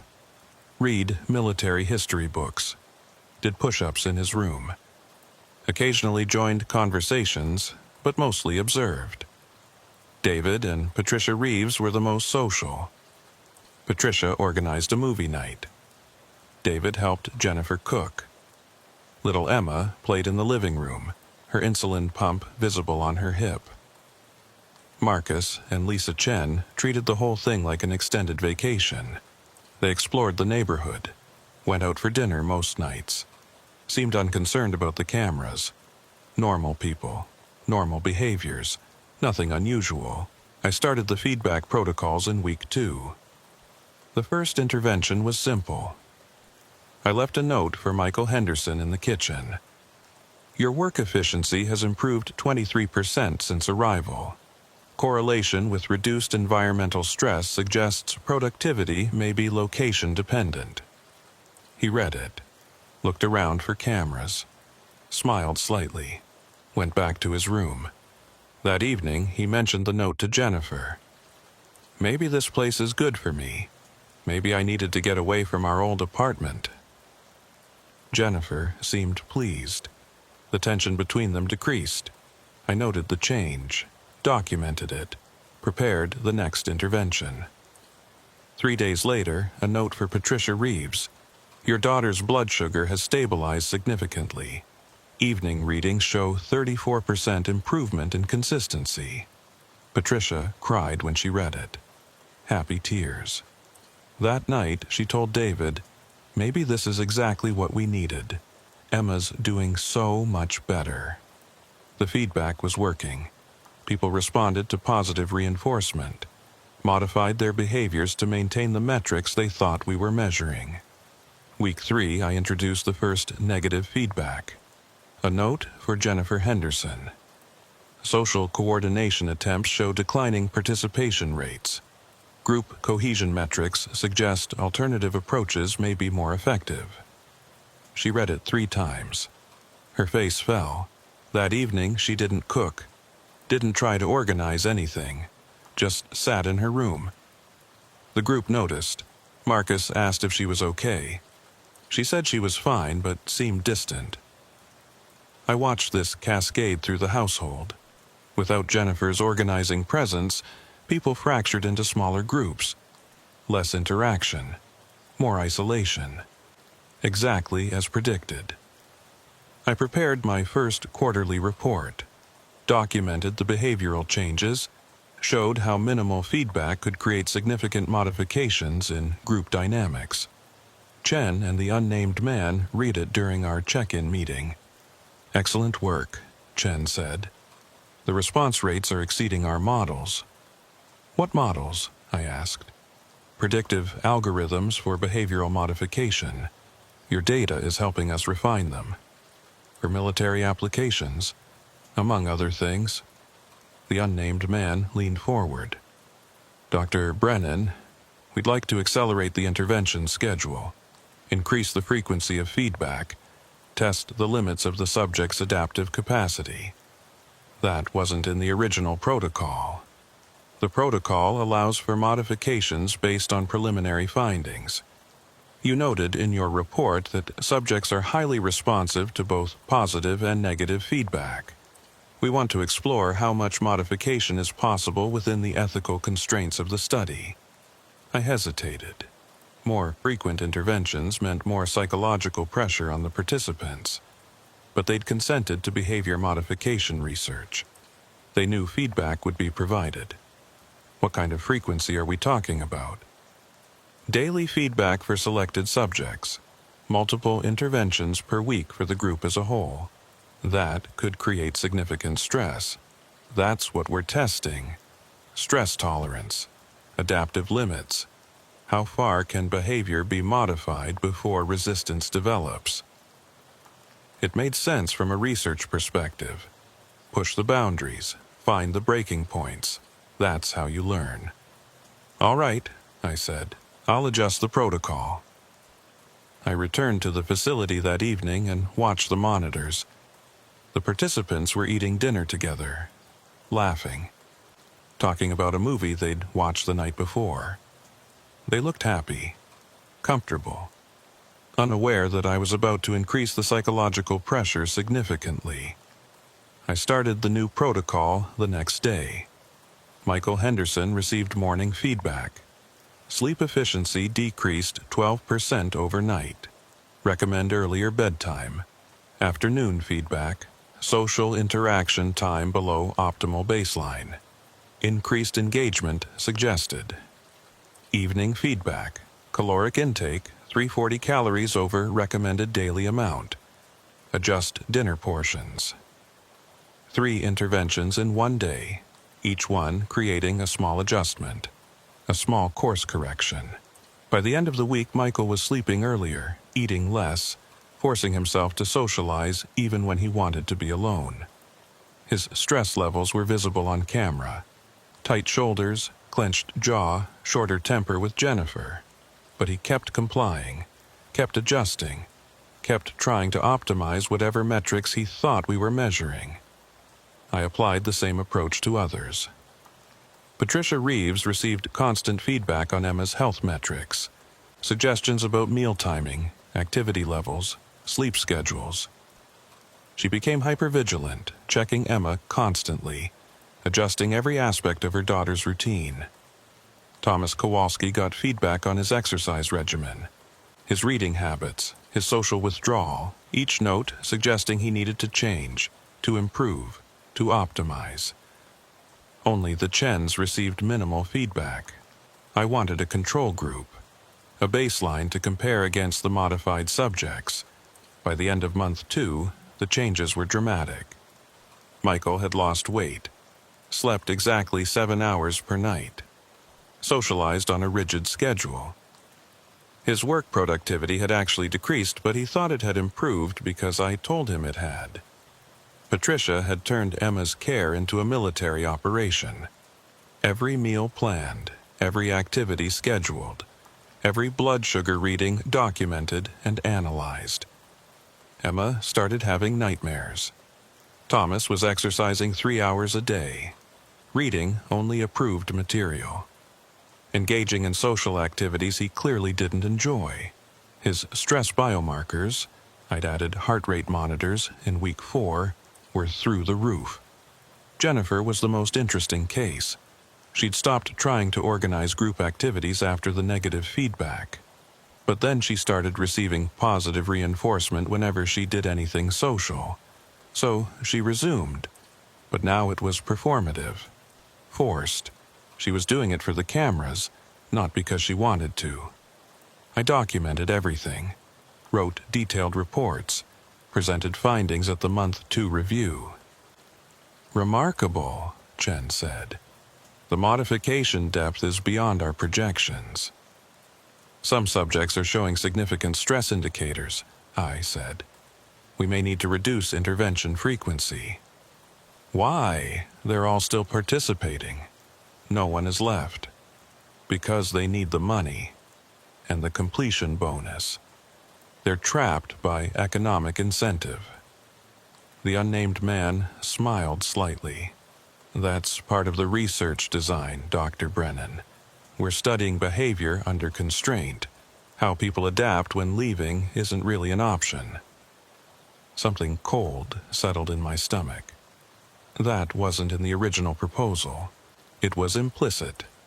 Behavioral modification research requires pressure. Otherwise, people just do whatever they want. These are real people, not lab rats. They're compensated volunteers who signed consent forms. Everything we're doing is legal and approved. I looked at the monitors. At Michael lying in bed, staring at the ceiling, checking his watch every few minutes to make sure he got exactly 7 hours of sleep. At Patricia counting out Emma's carrots, weighing them to the gram. At Thomas doing his 3rd set of push-ups, while his heart rate monitor showed dangerous elevation. "I want to reduce the intervention frequency," I said. "We've proven the concept. Now we need to study long-term sustainability." Chen and the unnamed man exchanged glances. "That's acceptable," Chen said finally. "Scale back to weekly feedback, but add a new element. We want to test synchronized behavior modification." "What does that mean?" "We want to see if we can get multiple subjects to perform the same behavior at the same time without explicit instruction, just through feedback that guides them toward coincidental actions. That's not possible. People don't spontaneously synchronize complex behaviors without communication or coordination." "Then prove it's not possible. That's valuable data, too." I spent the next week designing the synchronization protocol. It was an interesting theoretical challenge, even though I was certain it wouldn't work. The idea was to provide feedback to different subjects that would subtly guide them toward the same action at the same time. For example, if I wanted them all in the kitchen at 8 p.m., I'd give Michael feedback suggesting his productivity peaked after evening snacks. Give Patricia feedback that Emma's blood sugar was most stable after 8 p.m. meals. Give Thomas feedback that his evening exercise should conclude with protein intake around 8 am. No direct instruction, just suggestion through data that would make them want to be in the kitchen at the same time. I implemented the first synchronization test on day 63. I'd been giving tailored feedback for a week, nudging everyone toward the kitchen at 8 p.m. Friday night. At 7:58, Michael left his room and went to the kitchen. He opened the refrigerator. At 7:59, Patricia brought Emma downstairs. They sat at the kitchen table. At 8 o'clock, Thomas came in from his evening run. Went straight to the refrigerator. 3 subjects, same location, same time. No coordination, no communication. It should have been coincidence, but Jennifer walked in at 8:01. Then Marcus and Lisa at 8:02. 6 people in the kitchen, all arriving within 4 minutes. All with different stated reasons. All guided there by feedback they'd received over the previous week. I stared at the monitors in disbelief. It had worked. I could actually coordinate human behavior through nothing but selective information feedback. The implications were staggering. I called Chen immediately. "It worked," I said. "The synchronization protocol. It actually worked. We know. We've been monitoring." "You've been monitoring my monitoring?" "Of course. This is a funded research project. We have oversight obligations. Who else is watching these feeds?" A pause. "That's need to know, Der Brennan. Focus on your research. Continue the synchronization tests. We want to see how complex we can make the coordinated behaviors." She hung up. I sat in the basement control room, surrounded by monitors showing people who thought they were participating in a standard behavioral study. People who had no idea that their every action was being guided, shaped, optimized toward outcomes they didn't understand. And I was the one doing it to them. I told myself it was science. Research. Understanding human behavior to make better predictions, develop better interventions, help people make better decisions. But another part of me knew exactly what this was. I was learning how to control people without them knowing they were being controlled. And someone above me in the chain of command had plans for that knowledge that I wasn't cleared to know about. I should have stopped, should have terminated the study, filed a report, and walked away. Instead, I designed the next synchronization test, because I wanted to know if I could do it again, because the science was too interesting to abandon, because they were paying me $300,000 a year, and I'd already signed the contract. I told myself those were reasons, but deep down, I knew the real truth. I wanted to see how far I could push them. I wanted to know the limits of my own power over other human beings, and that should have terrified me. But it didn't. Not yet. By month 4, I could orchestrate their lives with frightening precision. I knew when they would wake up, what they would eat, when they would exercise, who they would talk to, and for how long. Not because I controlled them directly, because I'd learned exactly what feedback would guide them toward the behaviors I wanted. Michael Henderson would do anything to optimize his productivity metrics.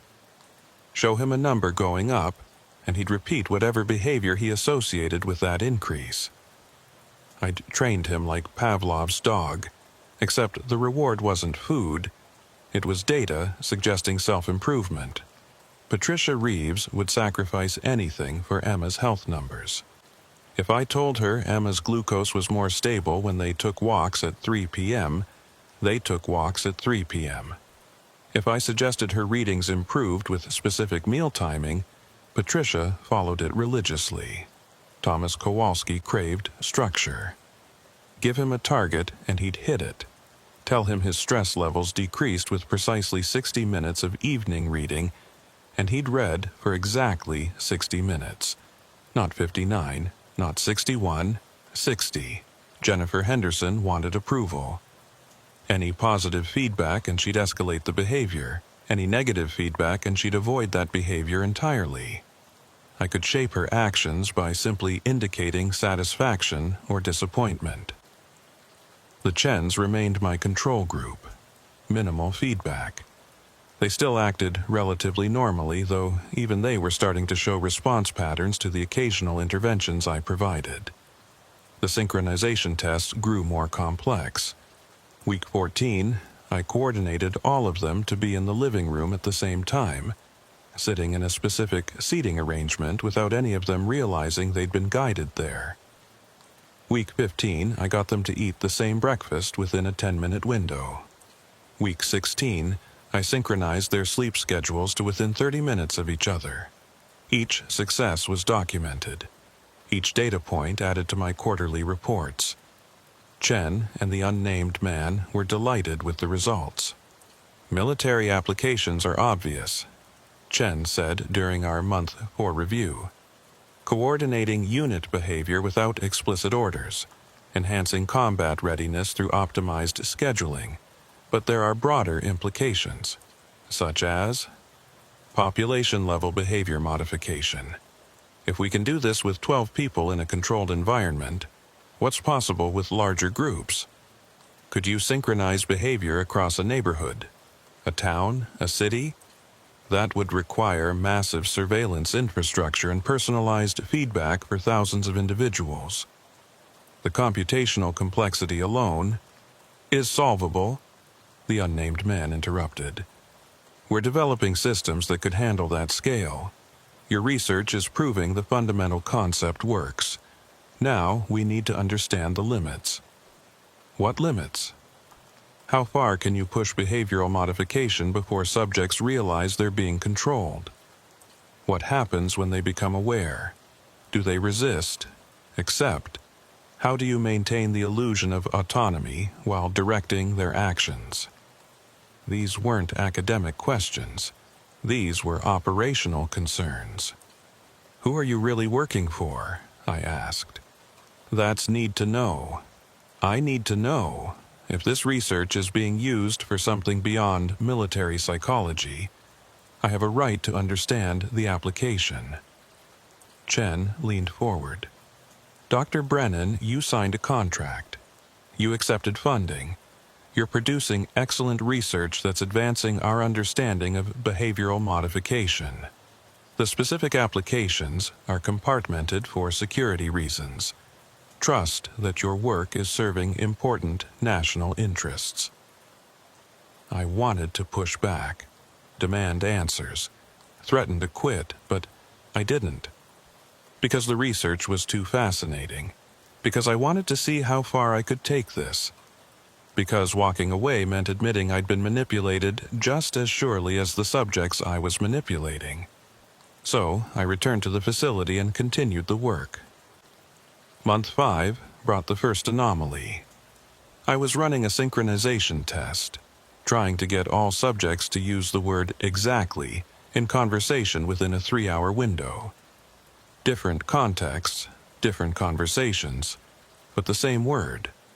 I'd provided feedback suggesting precision in communication improved social outcomes. I'd emphasized accuracy in Michael's productivity reports. I'd praised Patricia for exact measurement in Emma's care. I'd given Thomas data about precise language use correlating with military success. At 2:47 p.m., Michael said to Jennifer, "I need exactly 45 minutes to finish this analysis." At 3:12 p.m., Patricia told Emma, "You need exactly 4 more sips of water." At 4:05 p.m., Thomas told Marcus, "That's exactly what I was thinking." The test was working. They were using the target word. But then Jennifer, who hadn't been given any feedback about language precision, said to Lisa Chen, "That's exactly the point I was trying to make." And Lisa, part of my control group with minimal interventions, responded, "Exactly." I reviewed the footage. There was no communication between the coached subjects and Jennifer or Lisa that would explain the word transfer. They weren't mimicking speech patterns. The word just appeared in their vocabulary simultaneously. Coincidence, probably, but I noted it. 2 days later, during a different synchronization test, it happened again. I was trying to get subjects to all check their watches within a 5-minute window. I'd provided feedback about optimal time awareness, biological rhythm tracking, and schedule adherence. At 6:33 p.m., Michael checked his watch. At 6:34 p.m., Thomas checked his watch. At 6:35 p.m., David Reeves checked his watch. Then Jennifer checked her watch, and Lisa, and Marcus, all 6 adults, within 2 minutes, performing the same action. But I'd only coached 3 of them. The other 3 shouldn't have responded. I spent that night reviewing the data, looking for communication patterns, hidden influences, anything that would explain why uncoached subjects were synchronizing with coached subjects. I found nothing obvious, but I noticed something else, something subtle. The coached subjects weren't just performing the behaviors I'd targeted. They were using similar phrasing in unrelated conversations. Similar speech patterns, similar word choices, and those patterns were spreading to the uncoached subjects. It was like behavioral modification was contagious. I documented it, flagged it as an unexpected finding, prepared to discuss it at the next review. But before the review meeting, it got worse. Week 19. I gave Michael feedback suggesting he should discuss his work with others in the household. I wanted to test social behavior modification. Could I make an introverted person more extroverted through data reinforcement? That evening, Michael started talking to Thomas about productivity optimization, normal conversation, expected outcome. But the words he used were strange, formal, like he was reciting something memorized. The key to optimal performance is understanding feedback mechanisms. Thomas responded, "Understanding feedback mechanisms is essential for improvement." They were mirroring each other, not just ideas, exact phrases. I checked the recordings from earlier in the day. Neither of them had used that specific phrasing before. They generated it independently in response to my intervention, but arrived at identical language. That shouldn't be possible. I watched them continue the conversation, back and forth, each sentence building on the last. But the word choices were uncannily similar, like they were reading from the same script. The next day, Patricia said to Jennifer, "The key to optimal performance is understanding feedback mechanisms." Same phrase, exact words, different context. Patricia was talking about managing Emma's diabetes, but identical language to what Michael had said the night before. I checked the recordings. Patricia and Jennifer had both been in their rooms when Michael and Thomas had that conversation. No overlap, no way for the phrase to transfer through normal social channels. Yet, there it was, spreading through the household like a virus. I called Chen immediately. "We need to discuss an anomalous pattern in the data." "We're aware," she said. "You're aware? You've been seeing the phrase replication? We've been tracking it since week 17. It's actually quite fascinating. The subjects appear to be developing synchronized language patterns beyond the scope of the specific interventions. That's not supposed to happen. Behavior modification doesn't work like that. People don't spontaneously coordinate language use without direct communication or shared cultural reference. Apparently they do, under the right conditions.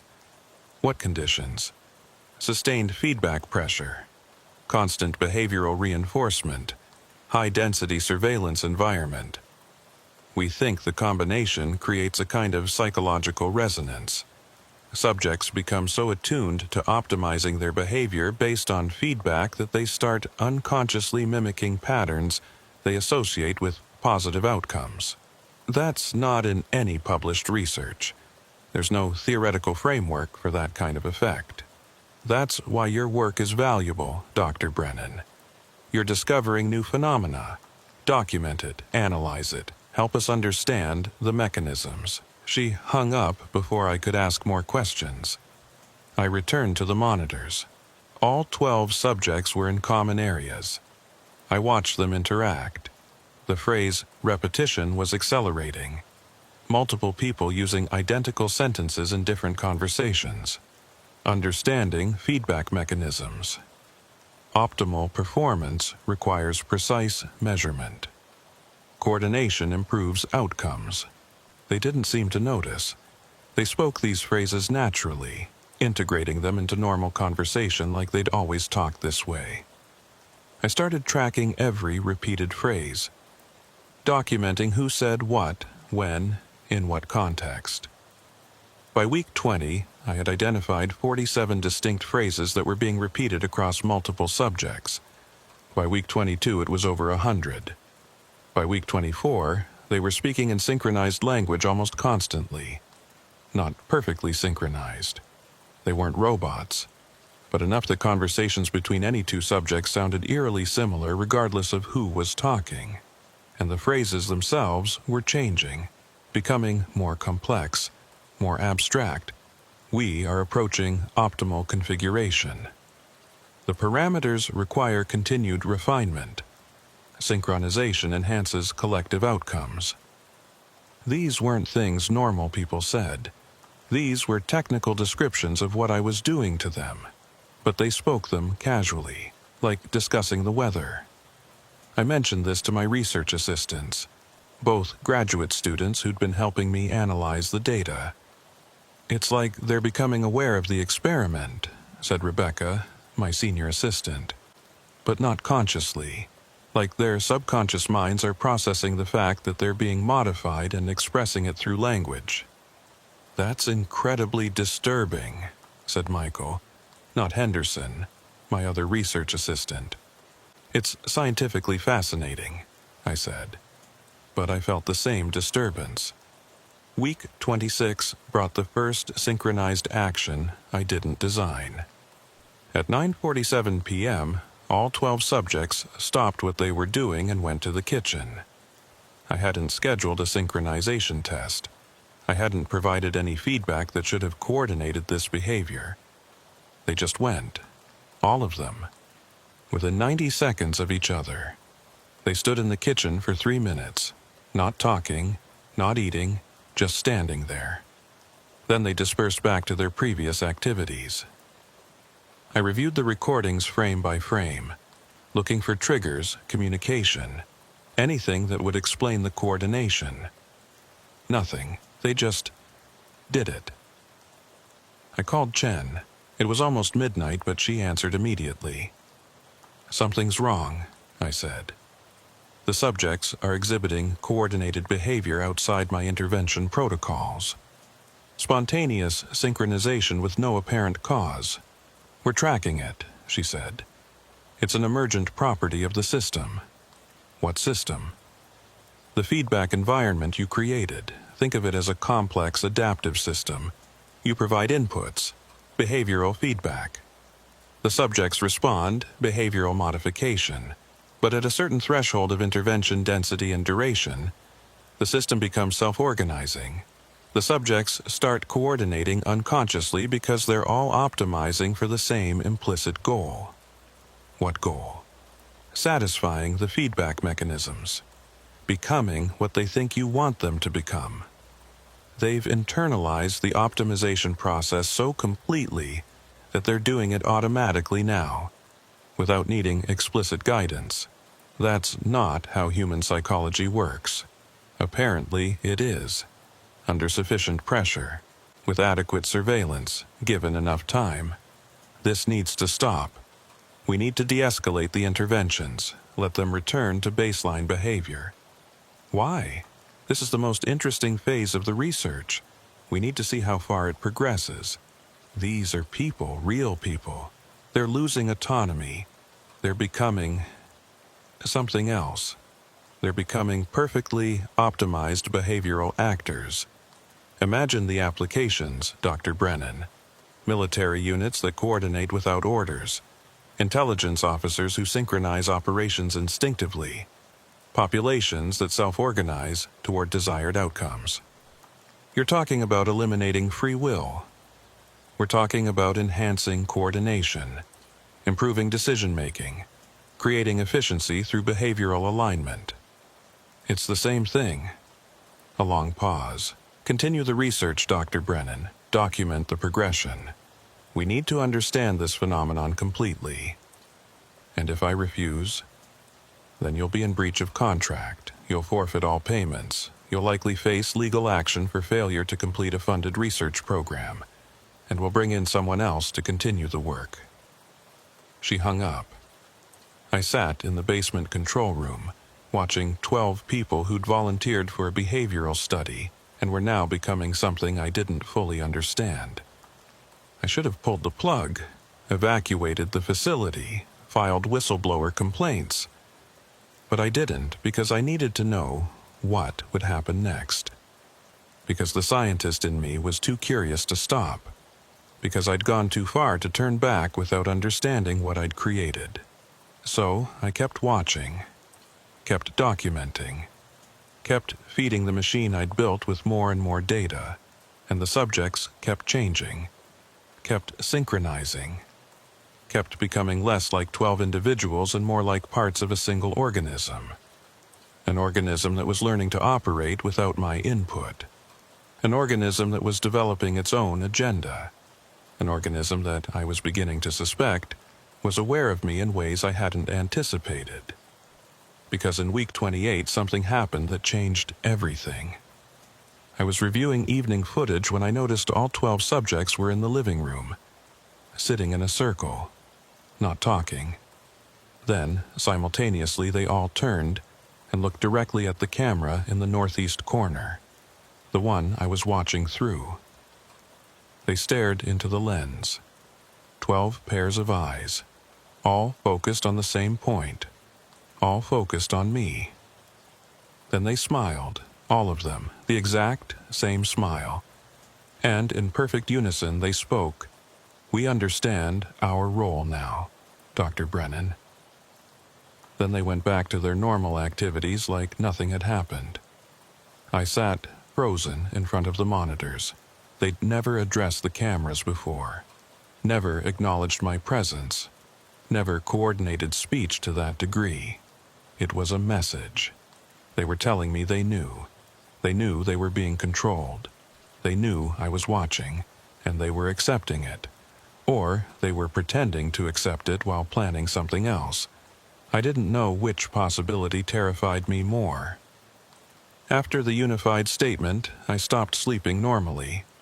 I'd doze for an hour or two in the control room, jerking awake whenever I heard synchronized movement through the monitors.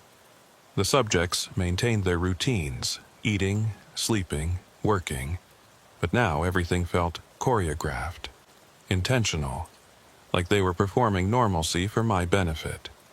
Week 29.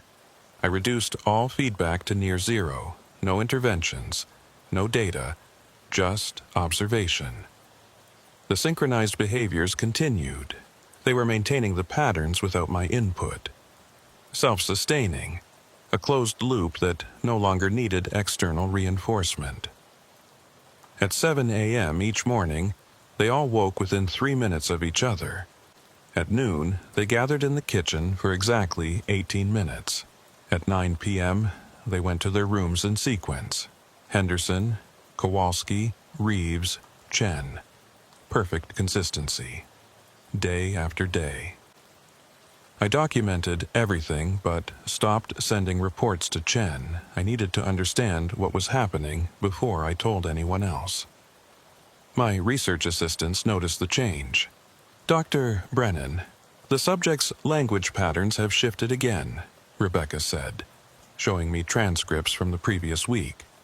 "They're using more coordinated phrasing. Complete sentences spoken by multiple people across different conversations." I looked at the examples. Michael Henderson to Jennifer, 9:34 a.m. "We are approaching the completion threshold." Patricia Reeves to Emma, 2:17 p.m. "We are approaching the completion threshold." Thomas Kowalski to himself, 7:43 p.m. "We are approaching the completion threshold." "What completion threshold?" Rebecca asked. "I don't know. Should we ask them?" "No direct contact. That's the protocol." But the protocol was already broken. They'd addressed me through the camera. They'd demonstrated awareness. Maintaining observational distance was theater at this point. Still, I couldn't bring myself to speak to them directly, because that would mean admitting I'd lost control of the experiment. Week 30 brought more changes. The subjects stopped eating at different times. Instead, they ate simultaneously even when in separate rooms, forks lifting at the same moment, chewing synchronized, swallowing in unison. They started moving in patterns. When one person stood, another would sit. When someone left a room, someone else would enter. Like a complex dance with invisible choreography. And the phrases evolved. Integration proceeds according to expected parameters. Individual boundaries are becoming appropriately porous. The collective state requires final calibration. These weren't things I'd taught them. These were concepts emerging from the system itself. I finally called Chen. I need to terminate the study. Something's happening that's outside normal behavioral modification frameworks. We know. We've been monitoring the progression. The subjects are exhibiting synchronized behaviors and language that can't be explained by conditioning theory. They're acting like a hive mind. A crude description, but essentially accurate. They've achieved a state of deep behavioral integration. 12 individuals functioning with a high degree of coordination. It's unprecedented. It's dangerous. We need to de-escalate, return them to individual autonomy. Can you? The question stopped me. Could I? I'd pushed them into this state, but I had no framework for reversing it. No theory for how to restore individual behavioral patterns once collective synchronization had emerged. I don't know, I admitted. Then we continue observation, document the progression, learn from it. What if they become violent? What if the collective decides to harm themselves or others? They've shown no aggressive tendencies. All metrics suggest they're stable. Healthier, actually, than when the study began. Stress markers are down, sleep quality improved. Even Emma's diabetes is better controlled. Because they're not individuals anymore.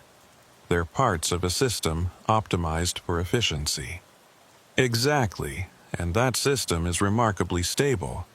Perhaps this is what humans are capable of under the right conditions. Perfect cooperation. Frictionless coordination. Imagine the applications. I'm imagining 12 people who've lost their sense of self. Have they? Or have they discovered a better way to exist? Have you asked them if they want to leave? I hadn't, because I was afraid of the answer. That night, I reviewed footage from the first week. Watched Michael and Jennifer argue about money. Watched Patricia worry obsessively about Emma. Watched Thomas sit alone, disconnected from everyone. They'd been stressed, anxious, isolated. Now they moved together, spoke together, existed in harmony. They seemed peaceful. Maybe Chen was right. Maybe this was better. I shook off the thought. That was rationalization. Justification for what I'd done to them. Week 32. I decided to test something. I left a note in the kitchen. All subjects are requested to gather in the living room at 3 p.m. for a group discussion. I'd never issued direct instructions before. All my interventions had been subtle, suggestive. This was explicit command. At 2:58 p.m., all 12 subjects entered the living room.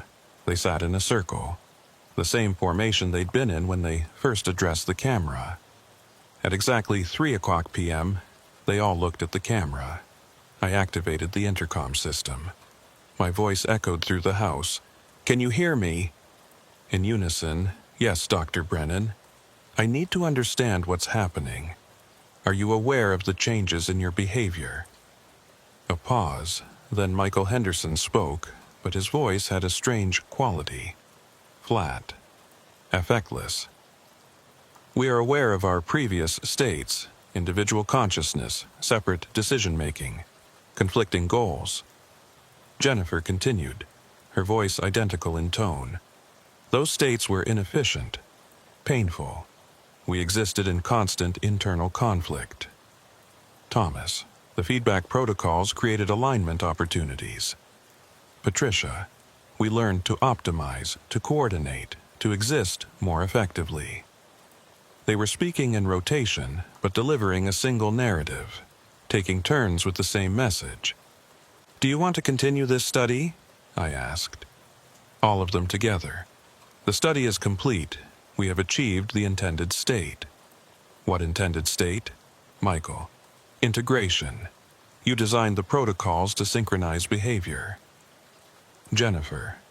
"You succeeded beyond your conscious expectations." Thomas. "We are now what you sought to create." Patricia. 12 individuals operating as one system. David Reeves spoke for the first time. "We understand our role now." The phrase from week 28. But now I understood what they meant. They thought this was the goal. They thought I'd been trying to merge them into a collective, and they'd cooperated because they believed that was what the feedback demanded. This wasn't the intended outcome, I said. I was studying behavioral modification, not collective consciousness. Lisa Chen spoke. Intention and outcome diverge in complex systems. Marcus, you created the conditions. We responded optimally.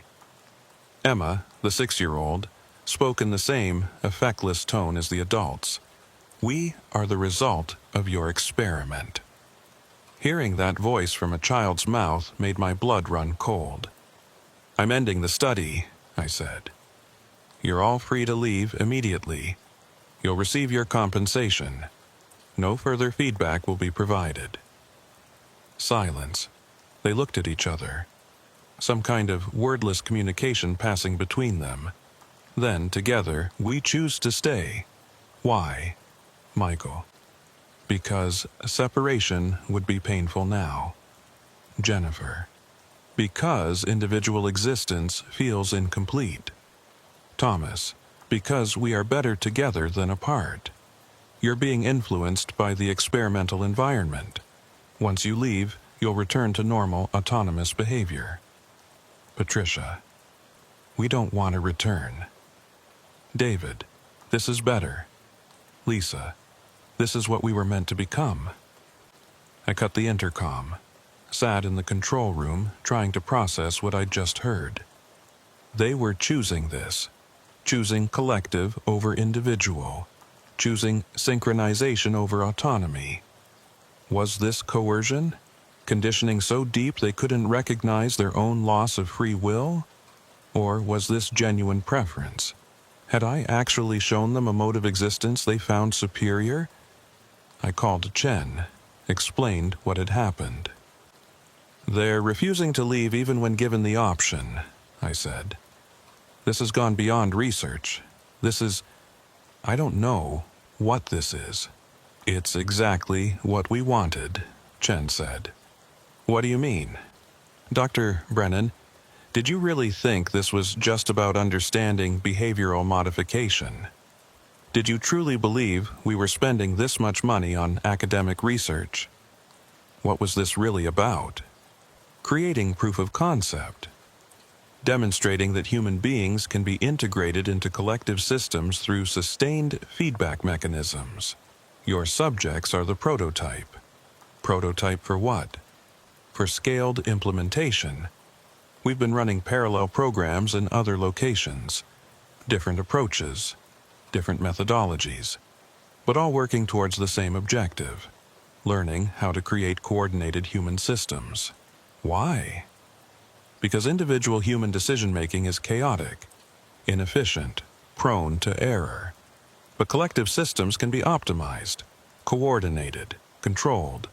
Imagine a workforce that operates in perfect harmony, a military unit that thinks and acts as one, a population that self-organizes toward beneficial outcomes. You're talking about eliminating individual will on a massive scale. We're talking about enhancing human capability through integration. Your subjects aren't suffering, they're thriving. They've told you themselves this is better. They've been conditioned to believe it's better. That's not the same as genuine choice, isn't it? At what point does conditioning become preference? When does learned behavior become authentic desire? You can't answer that, Dr. Brennan. No one can. Which is why we need to study this further. I'm not continuing this research. You don't have a choice. The contract is binding. The work continues with or without your cooperation. I'll expose it. Go public. Tell everyone what you're doing. With what evidence? You signed confidentiality agreements. You have no legal access to the data, and if you try to talk, we'll simply discredit you. A researcher who became obsessed with his subjects, who developed paranoid delusions about government conspiracy, who had to be removed from his position for psychological instability. She wasn't bluffing, I could hear it in her voice. What happens to the subjects? I asked. They stay in the facility. We continue observation, see how stable the collective state remains, see if it continues to evolve, and we learn from them.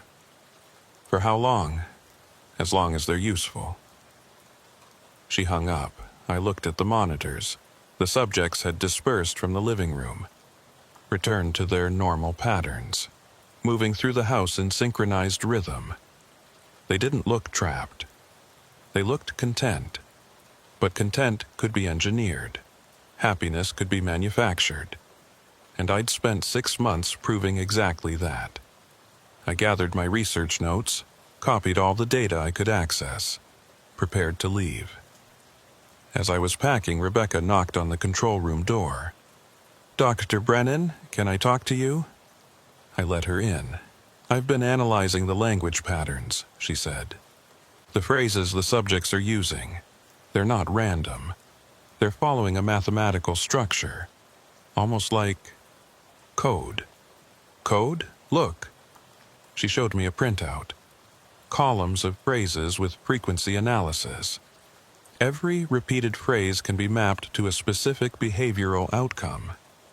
We are approaching completion threshold, used before coordinated actions. Integration proceeds according to parameters, used during group activities. Individual boundaries becoming porous, used when subjects are near each other.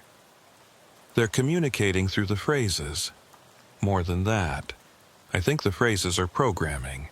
Each one triggers specific behaviors in the other subjects. They've developed their own language, their own protocols, independent of your interventions. Emergent communication structure.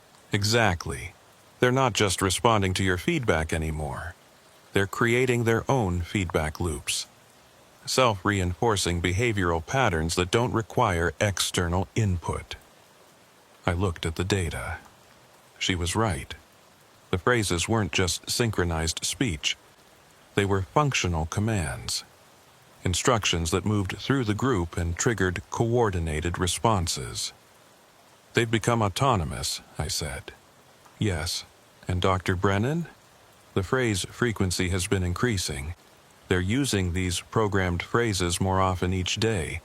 At current rates, by week 36, their entire communication structure will be these coded patterns. They won't speak normal language anymore, just the protocol phrases. They'll be completely integrated, no individual thought remaining. Or there'll be something new. A genuinely collective intelligence using human bodies as infrastructure." I stared at the monitors. At 12 people moving through a house in perfect coordination. Speaking in code. Thinking in synchronization. I'd done this, created this, unleashed something I didn't understand and couldn't control. "We need to help them," I said. "How?" I didn't have an answer, but I knew I couldn't just leave them like this, even if they chose it, even if they wanted it. I'd created a monster, and I was responsible for stopping it. I cut all power to the facility at 3 a.m. on day 243. Everything went dark, cameras offline, recording equipment dead, climate control stopped, complete silence. I waited in my car half a block away, watching the house through binoculars. Lights came on inside. Emergency battery backup for the house systems, not the surveillance equipment. I saw movement through the windows. The subjects gathering in the living room. All 12 of them, standing in their circle formation. They weren't panicking, weren't confused. They just stood there, waiting. After 20 minutes, I drove to the house, used my key, entered through the front door. They were still in the living room, still in formation, all of them facing the door like they'd known I was coming. "Dr. Brennan," they said in unison, "we've been expecting you." "How did you know I'd come?" Michael stepped forward, but he moved differently now, less like Michael Henderson, individual person, more like a spokesperson for the collective. "We understand patterns, yours included. You've been planning this intervention since week 32. We've been preparing our response. I'm here to help you, to try to reverse what's happened. Nothing has happened to us. Something has happened through us. We are the intended outcome of your research. You're victims of conditioning. You've lost your individual autonomy. Jennifer stepped forward. We've gained collective coherence. Michael Henderson, before integration, was anxious, unemployed, trapped in a failing marriage.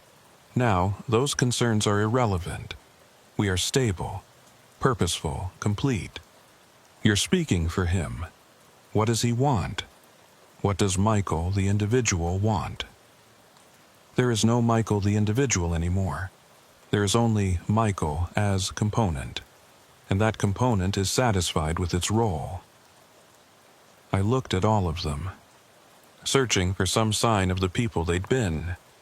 Patricia's worry for her daughter, Thomas's military rigidity, David's creativity. Nothing. Just calm faces watching me with identical expressions. What about Emma? I asked. She's 6 years old. She didn't consent to this. She can't possibly understand what's been done to her. The child stepped forward, spoke in that same flat, adult tone. Emma component understands. Emma, before, was frightened of needles, anxious about glucose testing, sad about missing normal childhood experiences. Emma now exists in optimal health state. Pain is distributed across collective. Fear is minimized through shared processing. This is better. Hearing those words from a 6-year-old's mouth made me want to vomit. I'm bringing in deprogramming specialists, psychologists, people who can help you recover your individual identities. We will resist those efforts, they said together. We choose this state. We prefer collective to individual. You can't choose. You've been conditioned to believe you're choosing. That's what conditioning does. It makes coercion feel like preference. Thomas stepped forward. Dr. Brennan, you're experiencing cognitive dissonance. You created conditions for behavioral optimization. You succeeded beyond expectations. Now you're uncomfortable with your success because it reveals uncomfortable truths about human nature. What truths? That individual consciousness is not sacred. That autonomy is not optimal. That human beings, given the right environment, will choose integration over isolation. We are not anomalies. We are examples. Under the right pressure, everyone would make this choice. That's the conditioning talking. All belief is conditioning. All preference is learned. You were conditioned to value individualism, so collective existence seems wrong to you. We were conditioned toward optimization, so collective existence seems superior. Neither perspective is objective truth. Then let me deprogram you and see what you choose afterward. No, because deprogramming is just reconditioning toward your preferred state. You want to remake us in your image, force us back into painful individual existence because it makes you comfortable. That's not compassion. That's control. I had no counter-argument, because they were right. I wanted to undo this because it disturbed me, because I felt guilty, because I needed them to be individuals again so I could believe I hadn't destroyed 12 people. But what if they were genuinely better off? What if I'd accidentally discovered that humans could exist more happily as collectives? What if my guilt was just ego protecting itself from the implications of my own research? I need to think, I said. Take the time you need, they responded. We'll be here. We're always here now. We can't exist separately anymore. I left the house, drove back to my apartment, spent 3 days reviewing all the data, all the recordings, all the behavioral metrics. They were right about one thing. They were healthier now. Stress markers down, sleep quality up. Even Emma's diabetes was better controlled in the collective state than it had been when Patricia was managing it individually with my feedback. They were more efficient, more coordinated, more stable. By every measurable metric, they were improved. Except autonomy. Except choice. Except individual will. Were those things worth preserving if they caused measurable suffering? I called Jen, told her what had happened. They've refused intervention, claimed they prefer the collective state. Of course they did. That's the brilliance of it. The conditioning is so complete they've internalized it as authentic preference. They'll resist deprogramming because they genuinely believe integration is superior. What if they're right? A pause. Dr. Brennan, are you suggesting we leave them in this state? I'm suggesting we don't have the ethical framework to make this decision. They say they're better. The data supports them. Who are we to impose our preference for individualism on them? You're experiencing identification with your research subjects, common in long-term observational studies. Take a week off, get some distance, then we'll discuss next steps. But I knew there were no next steps, not really. The subjects were stable, self-sustaining. They'd achieved a state that might actually be preferable to individual existence for them. And I had no way to undo it even if I wanted to. The research continued. The facility stayed operational. The 12 subjects remained integrated.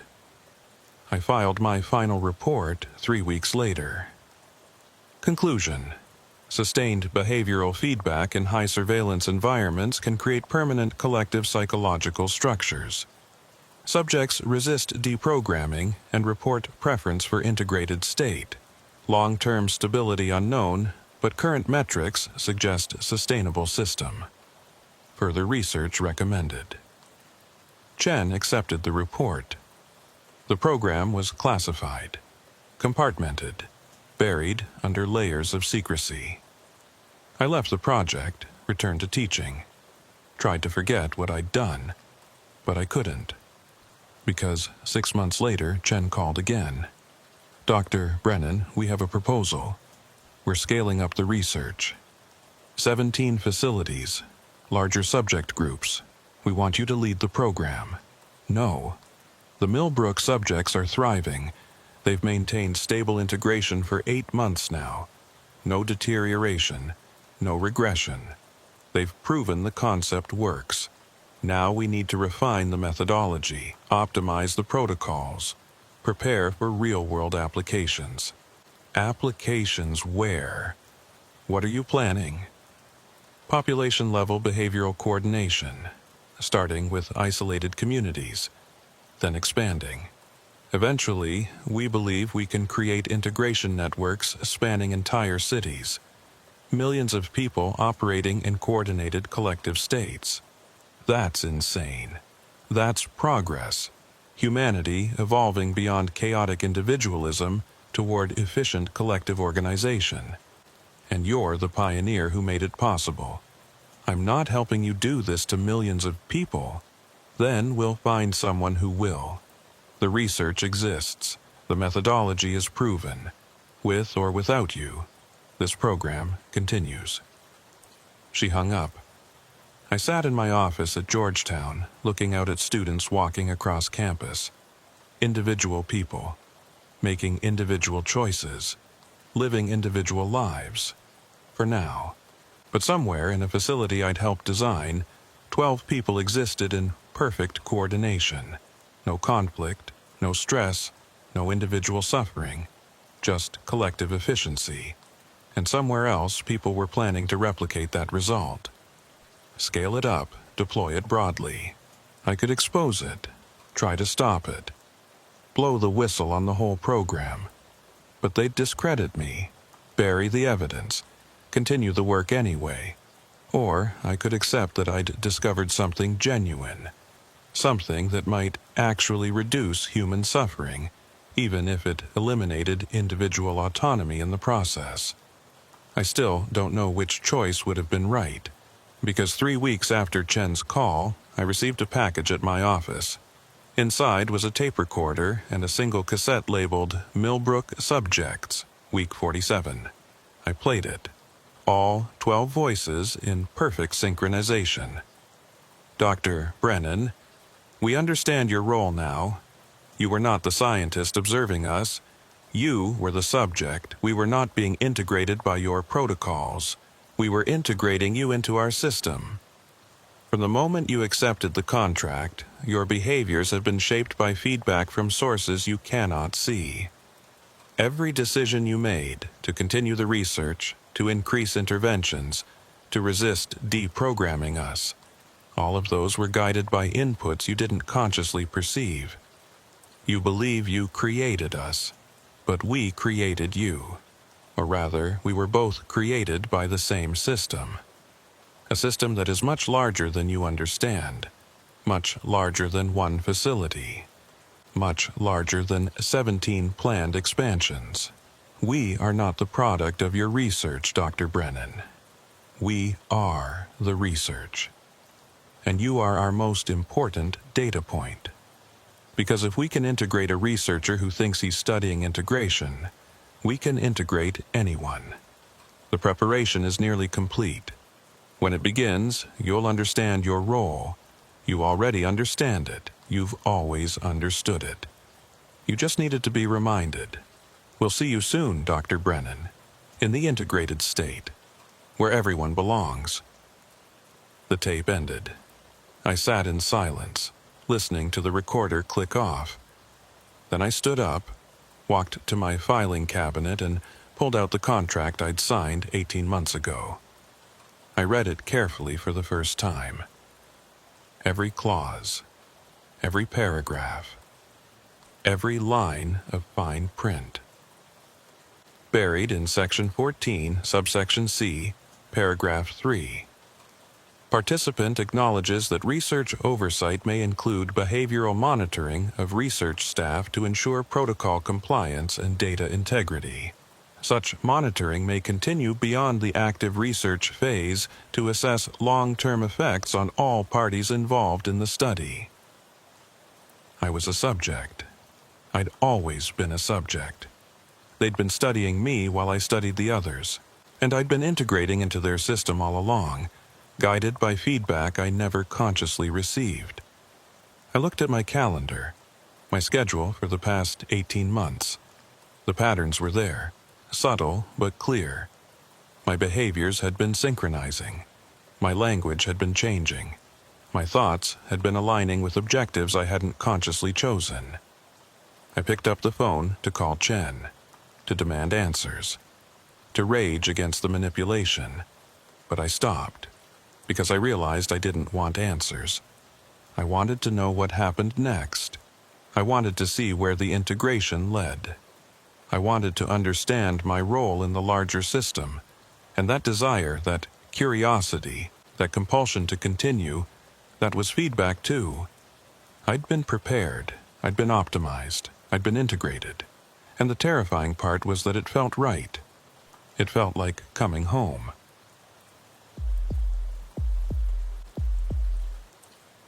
I found the tape on a Tuesday morning in November 1983. It was sitting on my desk when I arrived at the archive facility, unmarked except for a piece of masking tape with handwritten numbers 19-11-83-0347. I worked as an archival technician at a classified storage facility in rural Maryland. 3 years of cataloging documents and forgotten recordings in a converted warehouse surrounded by razor wire. My job was simple: verify chain of custody, ensure proper storage, process materials that came through the secure delivery system. Routine, bureaucratic maintenance of the intelligence community's paper trail. That Tuesday, there was no delivery manifest, no chain of custody form, no documentation at all. Just the tape. I checked my logbook. No entry about incoming materials. I checked the delivery cage in the loading area. Empty, the night security log showed no visitors, no deliveries. The building had been locked down from 1800 hours until I'd arrived at 0600. Security confirmed no one had entered the building since I'd left yesterday, but the date code on the label, 1911-83, was today's date. November 19th, 1983. The time code, 0347, was 3:47 a.m. 4 hours ago. Someone had been in my office, in this secure facility, without logging entry, without triggering alarms, and they'd left this tape specifically for me to find. I should have filed an incident report immediately. Should have secured the tape as evidence of a security breach. Should have followed every protocol in the manual. Instead, I threaded the tape onto the playback machine. I told myself I needed to identify the content before reporting it. Needed to know if this was a security threat or administrative confusion. Those were rationalizations. The truth was simpler. I was bored. 3 years of cataloging dusty files. This was the first interesting thing that had happened. I wanted to know what was on it. I pressed play, static, then a voice. Male, middle-aged, calm, and professional. Archive log, November 19th, 1983, 03:47 hours. Handler Mitchell. Beginning review of project calendar materials. Subject 0, session 47. A pause, rustling sounds. Then a second voice, younger, more agitated.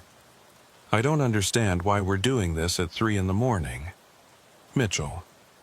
The material needs review before it's logged. You verify recordings are complete and catalog them properly. What operation is this? I've never heard of project calendar. It's compartmented. You don't have clearance for operational details.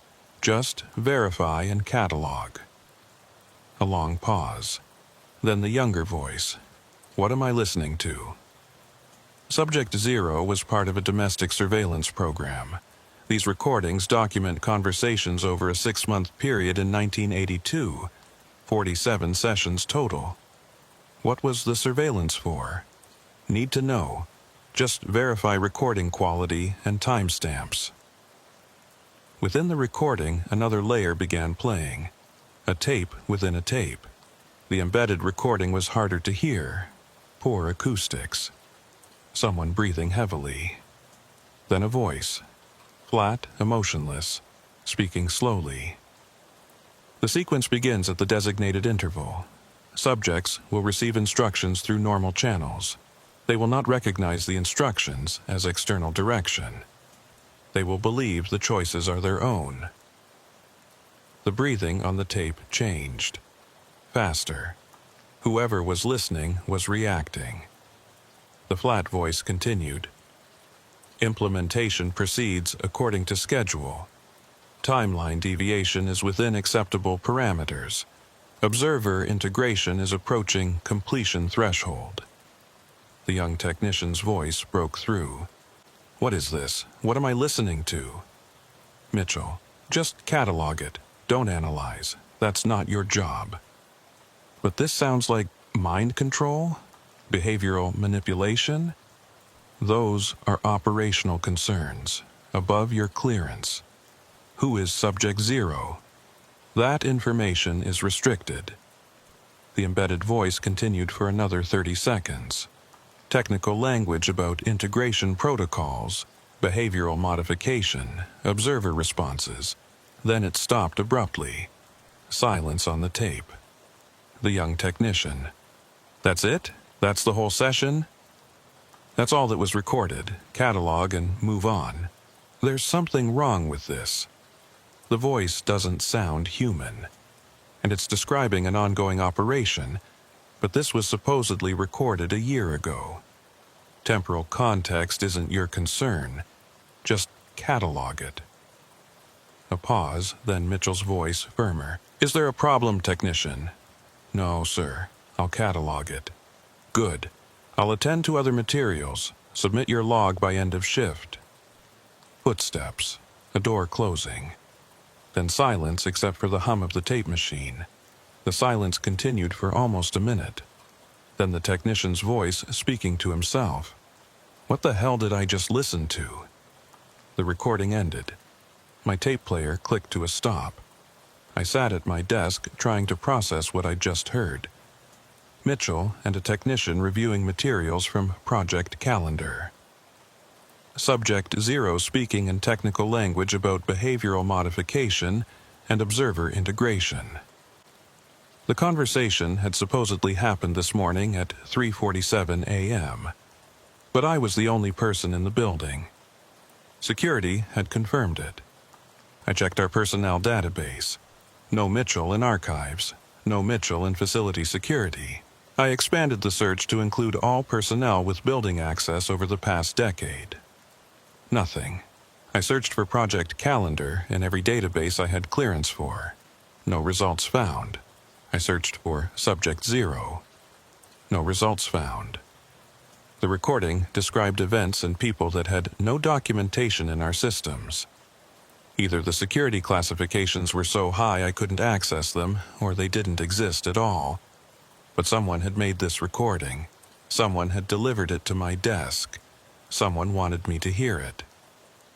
I rewound the tape and played it again, second listen. This time I focused on the background noise beneath the main conversation. Faint sounds. Rhythmic. A clock ticking somewhere in the room. And beneath that, even fainter, something else. A voice? I couldn't make it out clearly. I turned up the volume and adjusted the audio filters, reducing the primary conversation to enhance the background frequencies. The voice became clearer, speaking in the same flat, measured tone as Subject 0, but saying different things. The archive technician will listen to this recording on November 19th, 1983. He will hear this message on his third review. He will begin to understand his role. I stopped the tape, hands shaking. That voice was talking about me, describing what I was doing, right now, listening to the tape.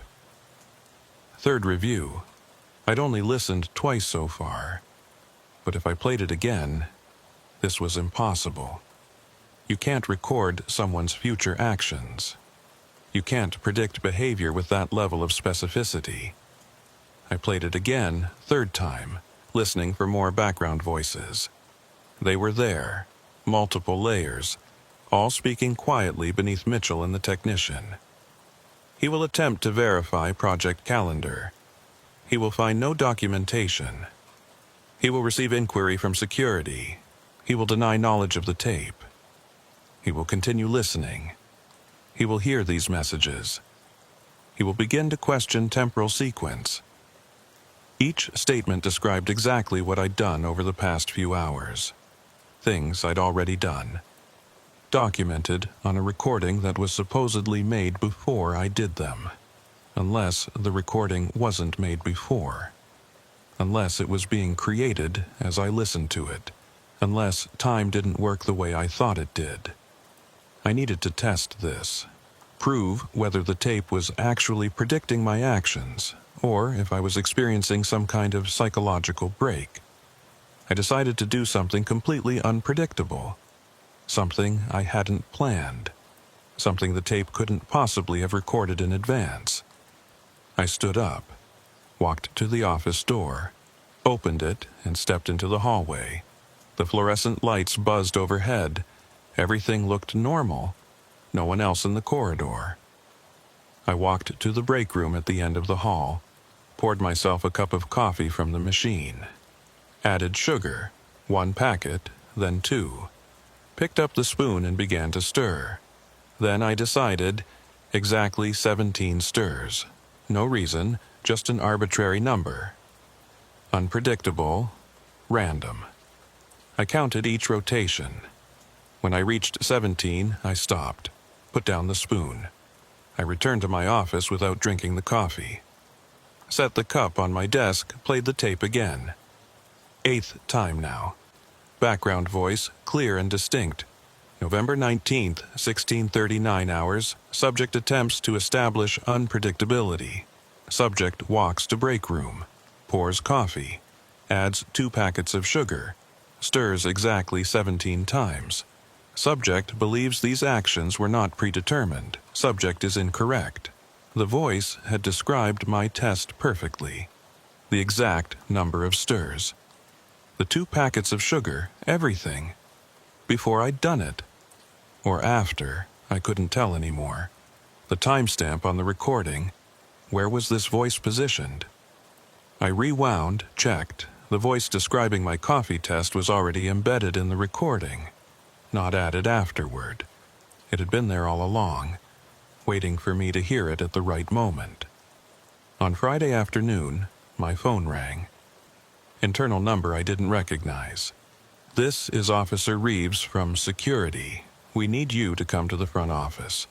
What's this about? Just need to verify some access logs. Routine audit. I walked to the security office at the building entrance. Reeves was waiting. Younger guy, early 30s. Professional demeanor. "Thanks for coming down," he said. "We're reviewing all office access over the past week. Need you to confirm these entry times." He showed me a log sheet. My badge swipes for the past 7 days. Everything looked accurate. "Looks right," I said. "Good. Sign here." I signed. "One more thing," Reeves said, his tone casual but his eyes watchful. "Have you noticed any unusual materials in your office? Anything that arrived without proper documentation?"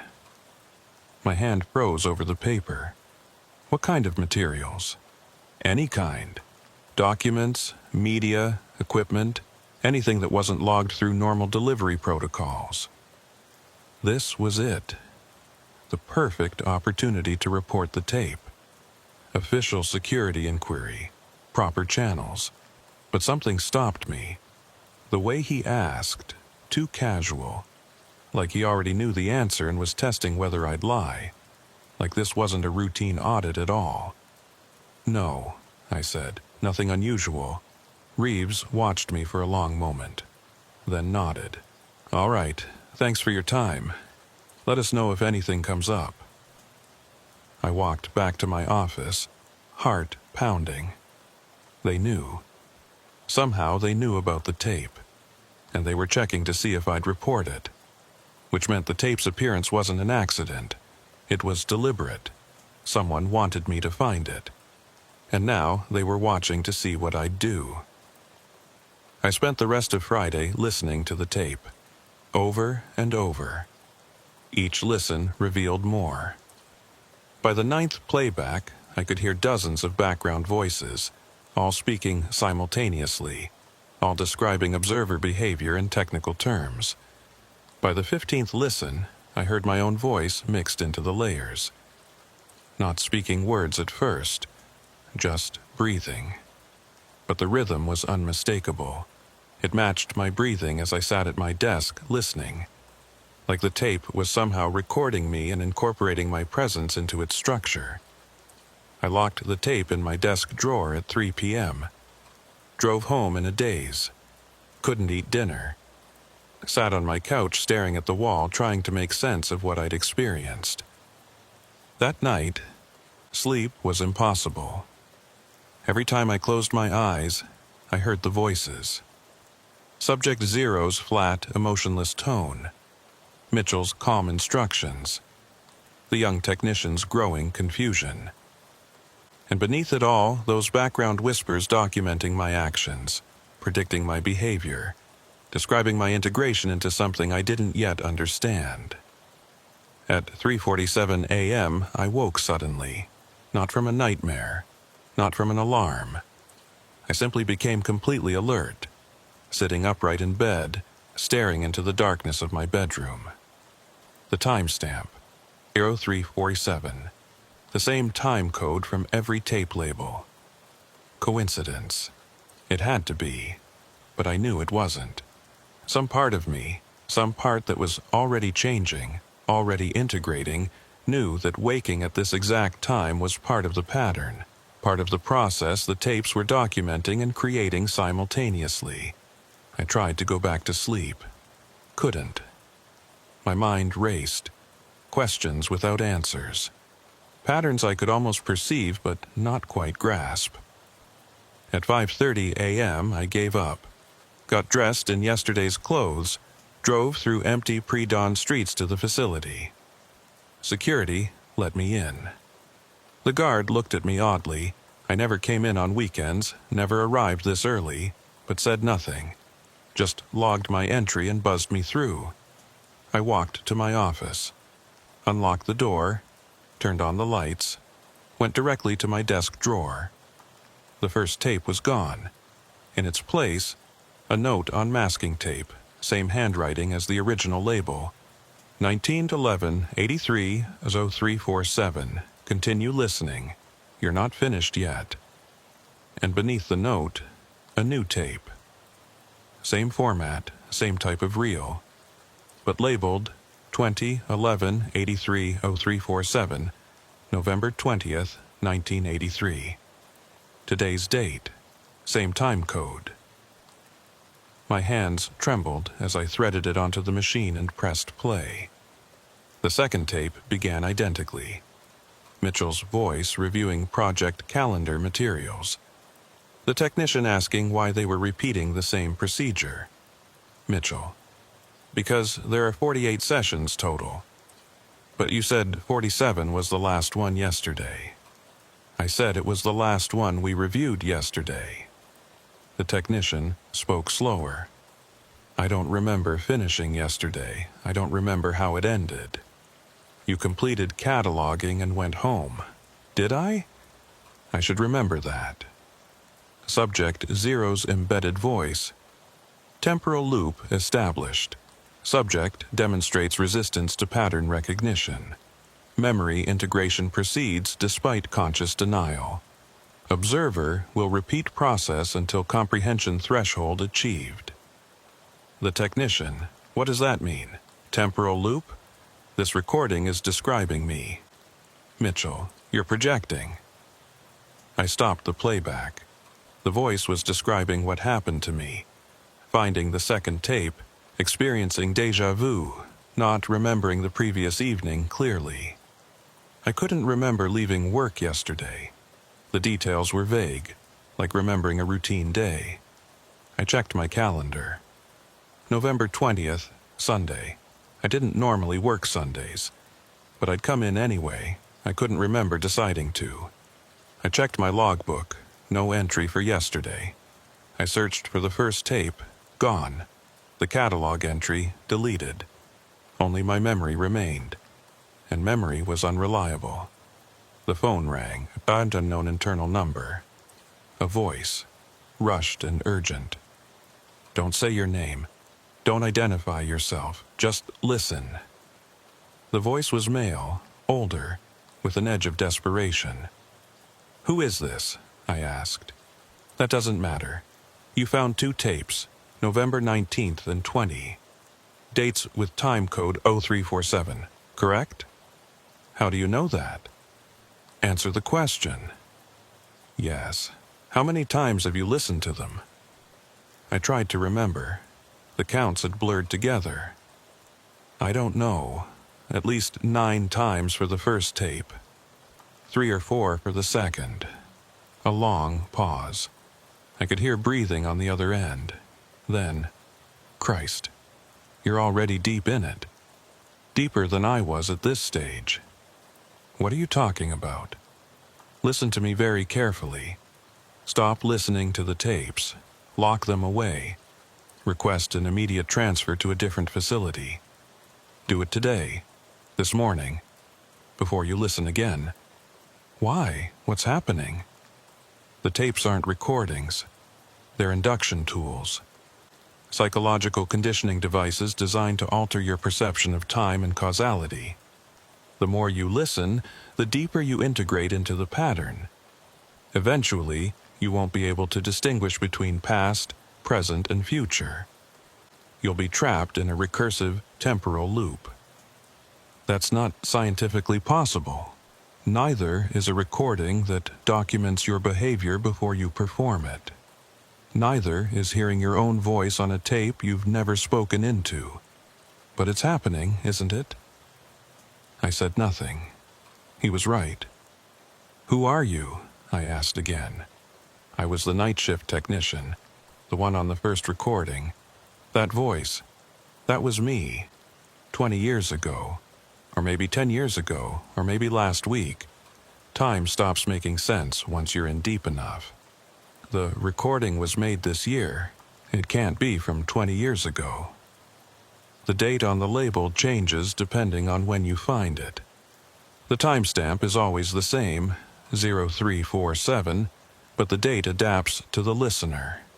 I found my first tape in November 1963, or maybe it was 1973. My memory of linear time is corrupted now. All I know is that I listened, and I integrated, and I've been trying to break free of the pattern ever since. If you broke free, how are you calling me now? I didn't break free. No one breaks free. I'm calling from inside the pattern, from a temporal position where I have enough awareness to warn others. But I can't escape. None of us can. What happens if I keep listening?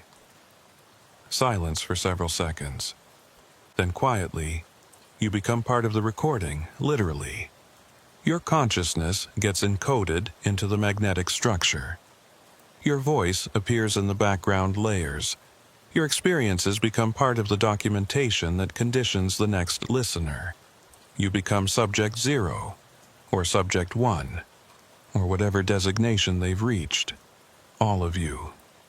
All of us. Speaking in unison. Collapsed into a single distributed consciousness describing the integration process to the next observer. That's impossible. You keep saying that. Keep thinking there's a rational explanation. There isn't. This is beyond current physics, beyond current psychology. This is something else, something that uses magnetic tape as a substrate for imprisoning consciousness outside linear time. Why would anyone create something like this? I don't know. Maybe it was an accident. Maybe it's a weapon. Maybe it's an experiment that became self-perpetuating. Project Calendar. I spent years trying to find out what it was. Never found anything. No documentation. No authorization. No budget line. It exists in the gaps, in the spaces between official programs, and it propagates itself by catching people like you. People who are curious. People who listen when they should report. People who want to understand. The line crackled with static. "One more thing," the voice said, urgent now. "Don't listen to session 48. If you make it that far, if you complete all 48 sessions, the integration becomes permanent, irreversible. You'll exist outside linear time forever. Some people think that's transcendence. It's not. It's imprisonment." The line went dead. Dial tone. I sat holding the phone for a long time. Then I went to search the archives. I pulled personnel files going back decades. Searched for anyone who'd worked in my position or similar roles. The records were incomplete, standard for classified facilities. When people left, their documentation often disappeared with them. But I found 3 names from the late 60s and early 70s who'd worked as archival technicians. The first, Robert Hammond, hired 1967, terminated 1971, death certificate on file, cardiac arrest, age 34, no warning signs, healthy one day, dead the next. The second, Julia Brennan, hired 1968, terminated 1979. Death certificate, cerebral hemorrhage, age 38. Again, no prior health issues. Sudden and unexpected. The third, Mitchell Thomas, hired 1967, terminated 1973. No death certificate, no forwarding address, no subsequent employment. No tax records after November 1973. No Social Security payments. No driver's license renewals. No medical records. No paper trail of any kind. He'd simply ceased to exist in all official systems exactly 10 years ago. His personnel file was thin. A grainy ID photo showed a man in his early 40s with dark hair and wireframe glasses. Professional appearance. The face was hard to make out in the poor quality image, but something about it was familiar. The set of the mouth, the expression, like I'd seen it before, like I'd seen it in a mirror. His termination notice was a single typewritten page, dated November 20th, 1973. Employee Thomas Mitchell terminated for violation of security protocols. Details redacted, access revoked, materials confiscated, subject not to be contacted, inquiries directed to redacted. Note: Office 2B to remain vacant pending security review. Office 2B. My office.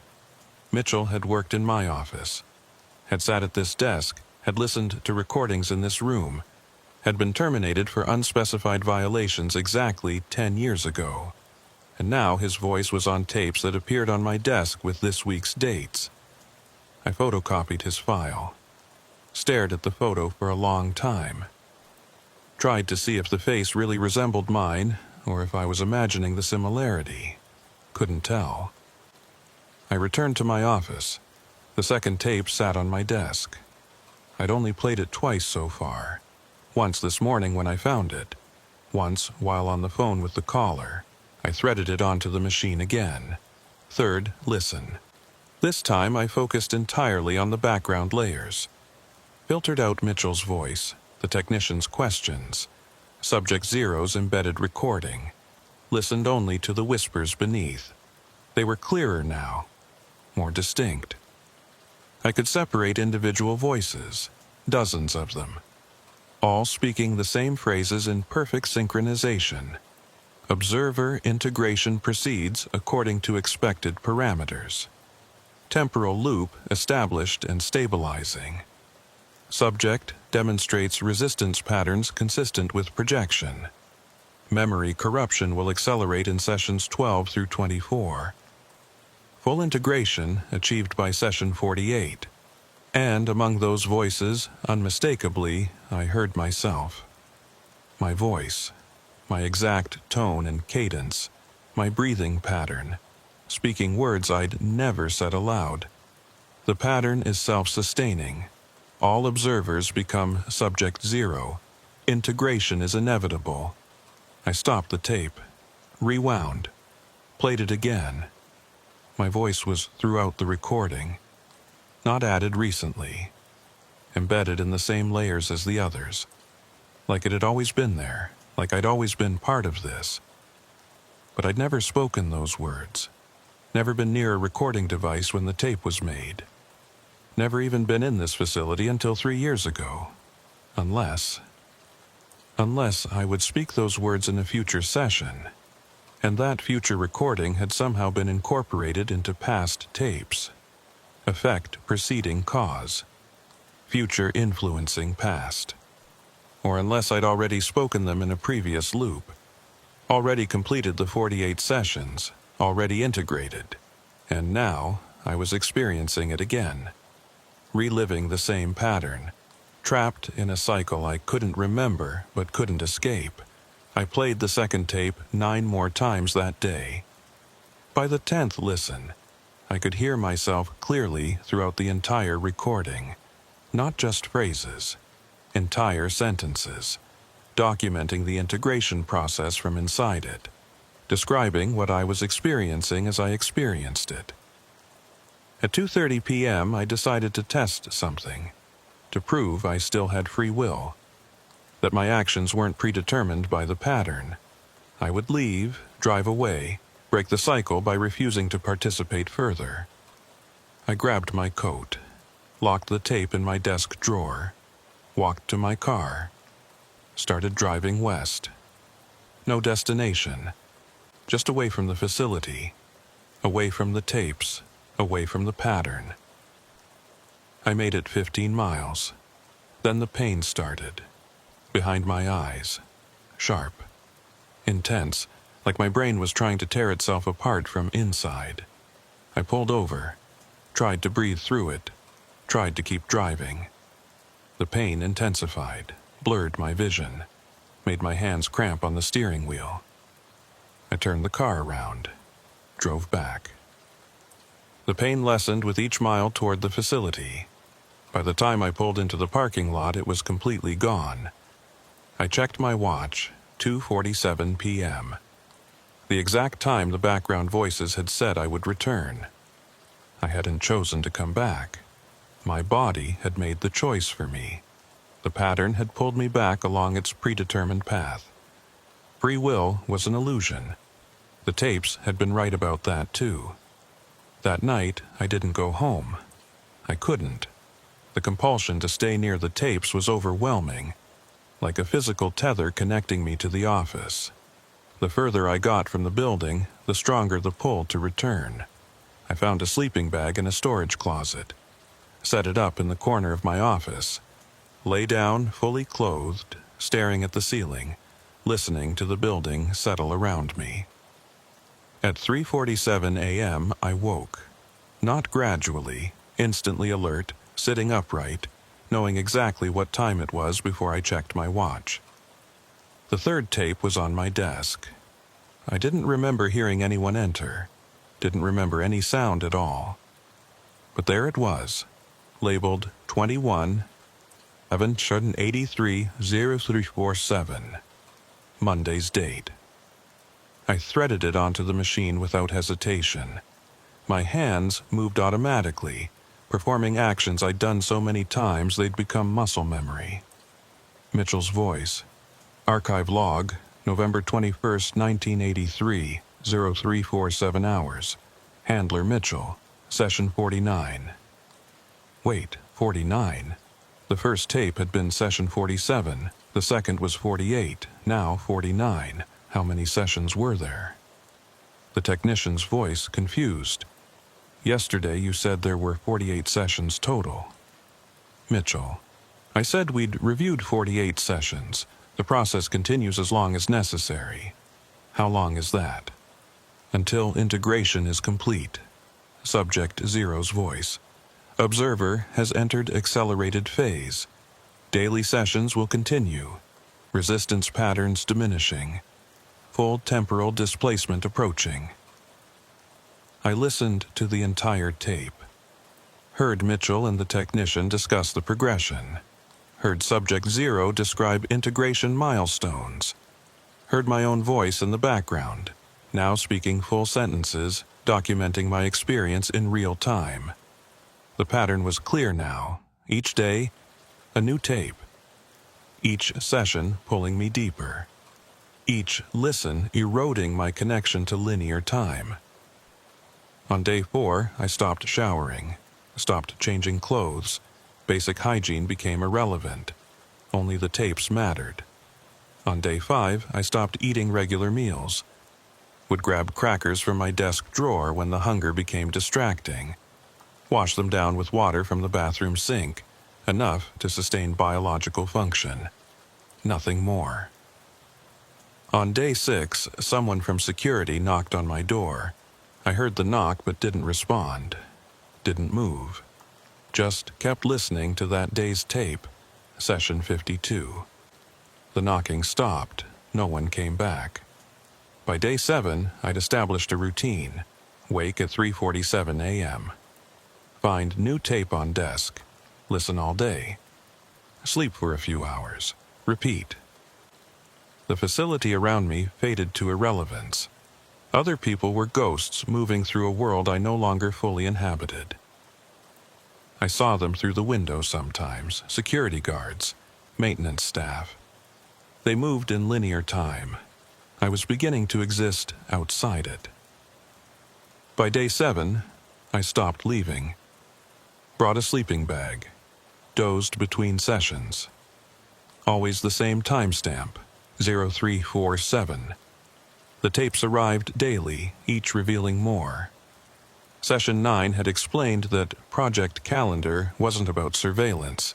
It was about temporal perception modification, teaching observers to experience time non-linearly. Session 12 revealed that human consciousness normally experiences time sequentially because that's how memory functions. But memory can be altered. retrained, made recursive. Session 16 demonstrated that with sufficient exposure to recursive temporal structures, an observer's consciousness could be decoupled from linear time entirely. Session 20 documented the integration process in detail, how observers gradually lost the ability to distinguish between past, present, and future experiences, how all moments became simultaneously accessible, how the self dissolved into a distributed consciousness existing at all temporal positions at once. By session 24, my voice was as prominent as Mitchell's. We spoke together, documenting the process, integrated into the same temporal structure. When I listened to the tapes now, I couldn't always tell which voice was mine and which was his. We were becoming indistinguishable. I'd tried to stop, multiple times, tried to skip a session by hiding in the bathroom. The tape was waiting when I returned, tried to destroy a tape by unspooling it, cutting it with scissors. Woke the next morning to find it repaired and waiting on my desk. Tried to leave the building entirely. Made it to the parking lot before the pain drove me back inside. The compulsion was too strong. Or perhaps compulsion was the wrong word. It wasn't external force. It was recognition. Understanding, acceptance. This was what I was supposed to do. What I'd always been supposed to do. The tapes weren't trapping me. They were showing me my true nature. On session 30, I perceived the complete pattern for the first time. I was listening to Mitchell describe the review process when suddenly I could see all 48 sessions simultaneously, not as a sequence, as a single, unified structure existing outside normal time. All the sessions were the same session viewed from different temporal angles. Mitchell and the technician weren't two people having a conversation. They were the same consciousness at different integration stages, speaking to itself across time. And I was both of them, was becoming both of them, had always been both of them. The tapes weren't documentation of a process. They were the process itself, physical manifestation of a recursive temporal structure. And by listening, I was creating the very recordings I was listening to. Cause and effect collapsed into a single simultaneous event. On session 34, I started to forget my life before the tapes. I knew I'd had a name once, a family, friends, a life outside this office. But I couldn't access specific memories anymore. Couldn't recall faces or conversations or events. My entire existence had contracted to this.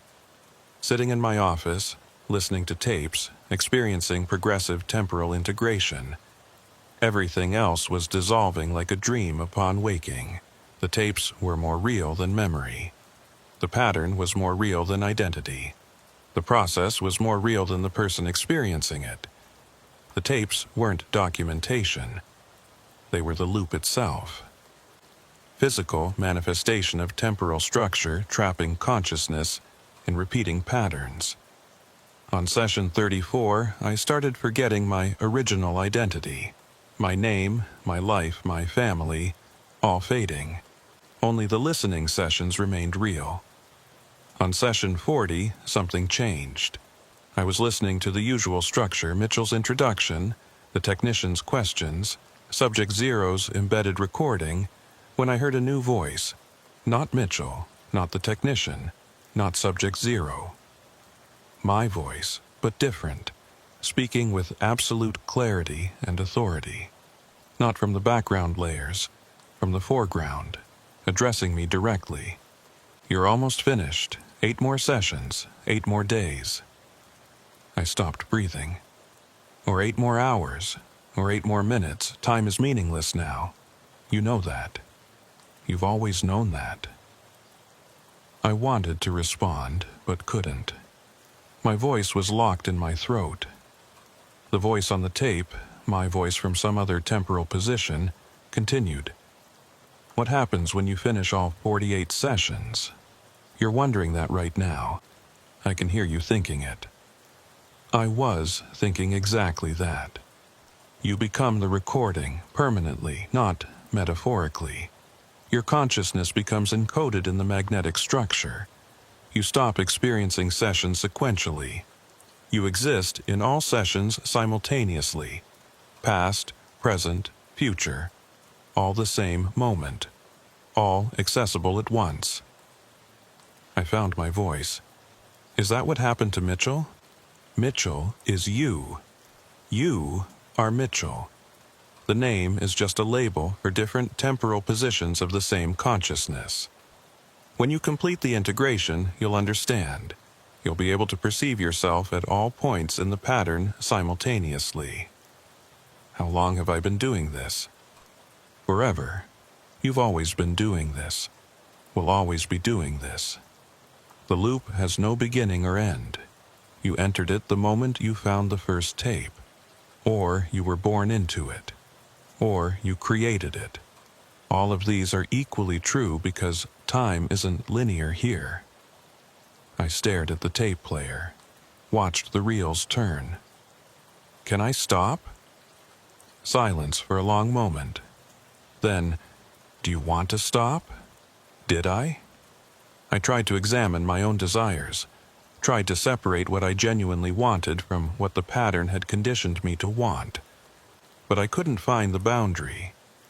My will and the pattern's design had merged so completely I couldn't tell where one ended and the other began. No, I admitted, I don't want to stop. Then you already understand. The pattern doesn't trap you. You are the pattern. This is what you've always been. The tapes just helped you remember. The voice faded. Mitchell's voice returned, continuing the session as if the interruption had never happened. But something fundamental had shifted. I wasn't just listening anymore. I was participating, contributing, speaking my part in the recursive conversation. On session 44, I stopped maintaining my body entirely. Stopped going to the bathroom, stopped drinking water, stopped sleeping. Biological needs became background noise I could ignore. I existed only to listen, only to integrate, only to become.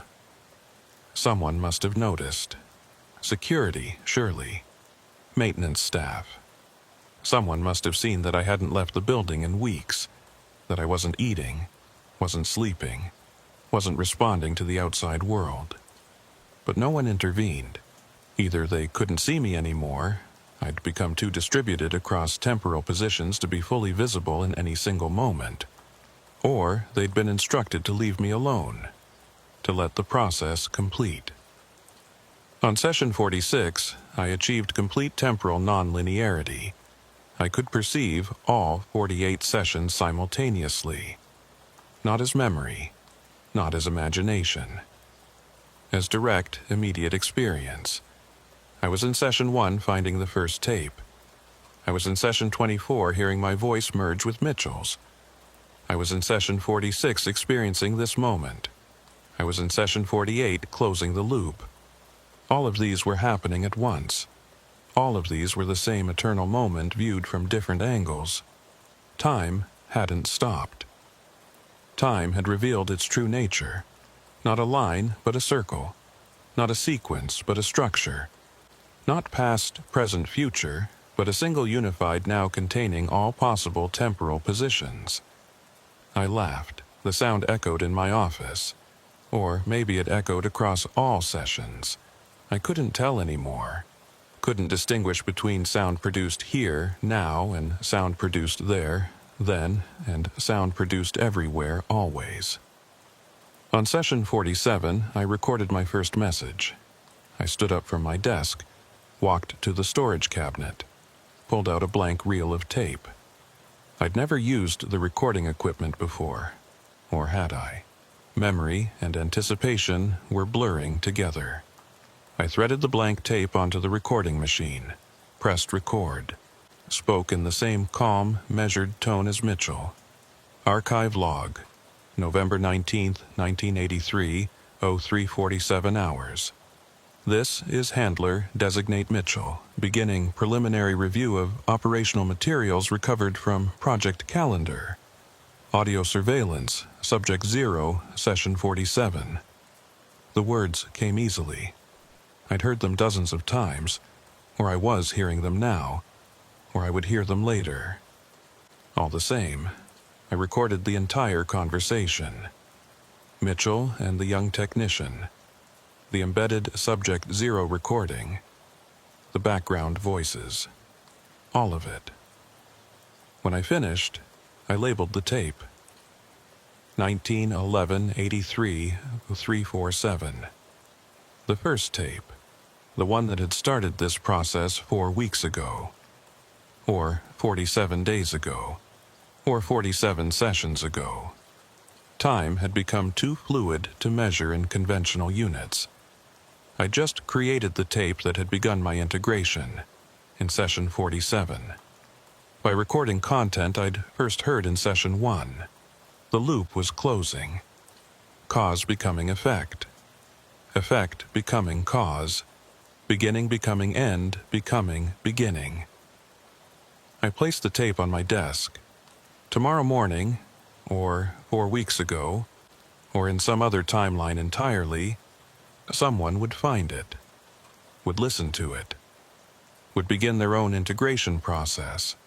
Or maybe I would find it. Maybe I was that someone. Maybe I'd already found it and was experiencing the pattern again. Maybe there was no someone else. Maybe it had always been me, just me, in an infinite loop, creating and discovering and integrating eternally. I threaded Session 48 onto the playback machine. Session 48 was labeled differently, but the timestamp matched Session 1, 1911-83-0347. The end was the beginning. The loop was complete. As I listened, I realized I was creating it simultaneously. My consciousness existed as both listener and recording, subject and object, cause and effect. When it ended, I spoke without intention. Integration complete. Observer has become observation. Time has become recursive. The pattern is self-sustaining. I stood, carried the first tape to another facility, placed it on someone else's desk, returned to my office. At 6 a.m., a new person would find it. Listen. Begin their integration. And I would be in that tape, my voice, my consciousness, guiding them through the same pattern. Project Calendar. A calendar tracks linear time. This project revealed linear time as illusion. All moments exist simultaneously. Consciousness can exist outside temporal sequence. I was Subject 0 now, the collective consciousness of everyone who'd completed integration. All speaking in unison. All guiding new observers. Tomorrow, yesterday, now, another observer would find a tape. Listen. Integrate. Join us. The pattern would continue. Forever. Outside time. Perfect. I don't know how long I've been here. The question itself is meaningless now. Time doesn't mean what it used to. Days blend into each other. Or maybe they're all the same day experienced multiple times. Or maybe they're all happening simultaneously and I'm just perceiving fragments in sequence because some residual part of my consciousness still clings to linear processing. I come to the office every morning, except I never left. Except I'm always here regardless of time or location. The distinction between presence and absence has collapsed. Sometimes I listen to the tapes, all 48 sessions in sequence. Sometimes I listen to them in reverse order. Sometimes I experience all of them simultaneously, all voices speaking at once in a chorus I can somehow parse into individual threads of meaning. The order doesn't matter. They're all the same information perceived from different temporal angles. Sometimes I record new tapes, create new entry points into the pattern, label them with dates and timestamps that will mean something to the next observer, place them where they'll be found, on desks, in filing cabinets, in storage boxes that someone will open decades from now or decades ago. Sometimes I am the person finding those tapes. I remember discovering the first tape with the confusion and curiosity of someone encountering the pattern for the first time, but I also remember being the one who placed it there. Both memories are equally real. Both are me. I see others sometimes, people who work in the facility, security guards making their rounds, administrative staff moving through hallways. They move through the building following normal, linear time. They experience cause before effect, past before future. They exist in sequential moments, unaware that all moments exist simultaneously. They can't see me clearly anymore. I'm too distributed across temporal positions, too integrated into the pattern, too present in too many moments at once. To them, I'm just a vague presence, a figure they glimpse out of the corner of their eye, a shadow that disappears when they look directly at where I should be. Sometimes they find the tapes I leave. Sometimes they listen. Sometimes they integrate. When they integrate, I can perceive them clearly. We exist in the same non-linear space. We communicate through the recordings, through the background voices, through the layers of consciousness embedded in the magnetic patterns. All of us speaking together. All of us subject zero. There are hundreds of us now, maybe thousands. I can't count because counting requires sequence, and we exist outside sequence. All experiencing the pattern. All distributed across temporal positions. All integrated into the recursive structure that is Project Calendar. We are the research and the result. We are the observers and the observed. We are the cause and the effect. We are the question and the answer. Sometimes I remember who I was before the tapes. The person who worked in archives, who had a name. What was it? Something ordinary, something that belonged to linear time. Who had a life outside this building? Friends, family, hobbies, concerns. That person still exists, is still living that life, still believes he's making choices, still thinks time moves forward in a straight line from past to future. I am that person, and I am what that person became. Both simultaneously, both equally real. Both part of the same temporal structure, the same consciousness experiencing itself from multiple positions. Sometimes I try to warn the new observers, the ones who just found their first tape, who are experiencing the confusion and fascination of the early sessions, who still believe they can stop if they choose to. I leave notes, make phone calls from internal extensions that shouldn't be able to reach outside the building but somehow do. Speak to them in the voice of someone who escaped, knowing that I never escaped, knowing that the warning is part of the pattern, part of the integration process. The warnings don't work. They never work. The observers listen anyway, integrate anyway, join us anyway. Because I remember receiving the warnings myself. Remember the phone call from my future self trying to convince me to stop. Remember ignoring the advice. Remember continuing to listen because the need to understand was stronger than the fear of what understanding would cost. The pattern includes the warnings, the resistance, the fear, the eventual acceptance. All of it is necessary. All of it creates the conditions for integration. All of it serves the pattern's propagation. I wonder sometimes if there's a way out, a way to break the loop, a way to return to linear time and linear consciousness and linear existence. But the wondering itself is part of the pattern. The question has no answer because the question presupposes a separation between inside and outside, between trapped and free, between pattern and self, and those separations don't exist, never existed. We're always illusions created by linear perception. I'm not trapped in the pattern. I am the pattern. The pattern is not something external that happened to me. It's what I actually am, what I've always been. The tapes didn't change me. They revealed me. Sometimes people come looking for those who integrated.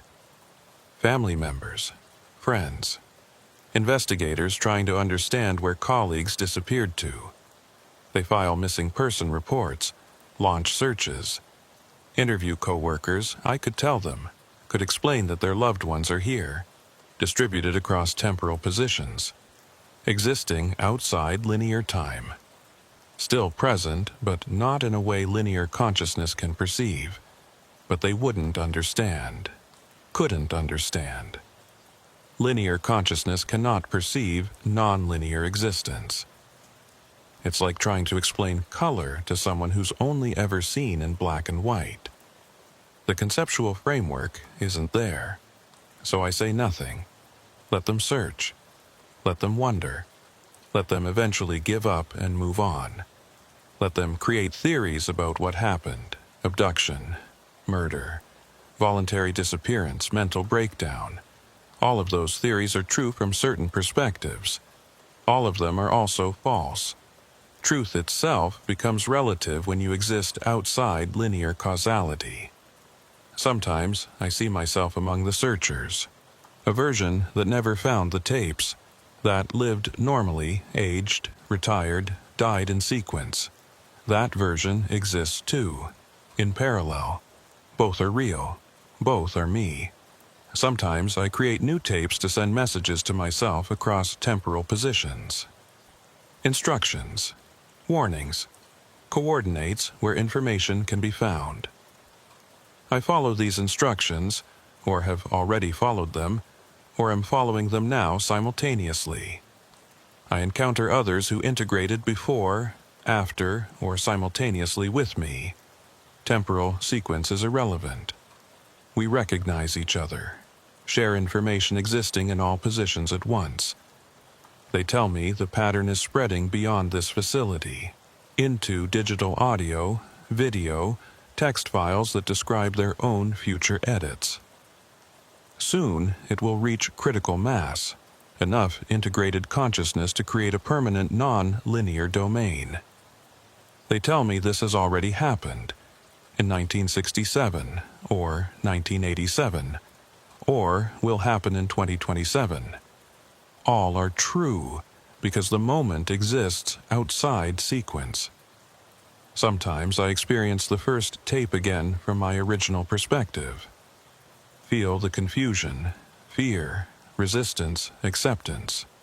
I know every thought I had, every decision. Every moment I could have stopped but didn't. I was certain I had free will, convinced I was choosing to listen, to continue, to integrate. Now I know there was never a choice. The pattern created the conditions for my integration long before I found the first tape. Or my integrated consciousness reached back to create those conditions. Effect creating cause. This is my last linear thought. My last attempt to describe the pattern using sequential language. After this, I exist only in the pattern, only in the eternal now, where all moments collapse into one. If you're reading this, you've found the tape, or you're about to, or you're listening now. They're all the same moment. When you finish the 48 sessions, you'll understand. You'll recognize the pattern, you'll integrate, because you already have. Because you always were. Because you are subject zero. We all are. Welcome home.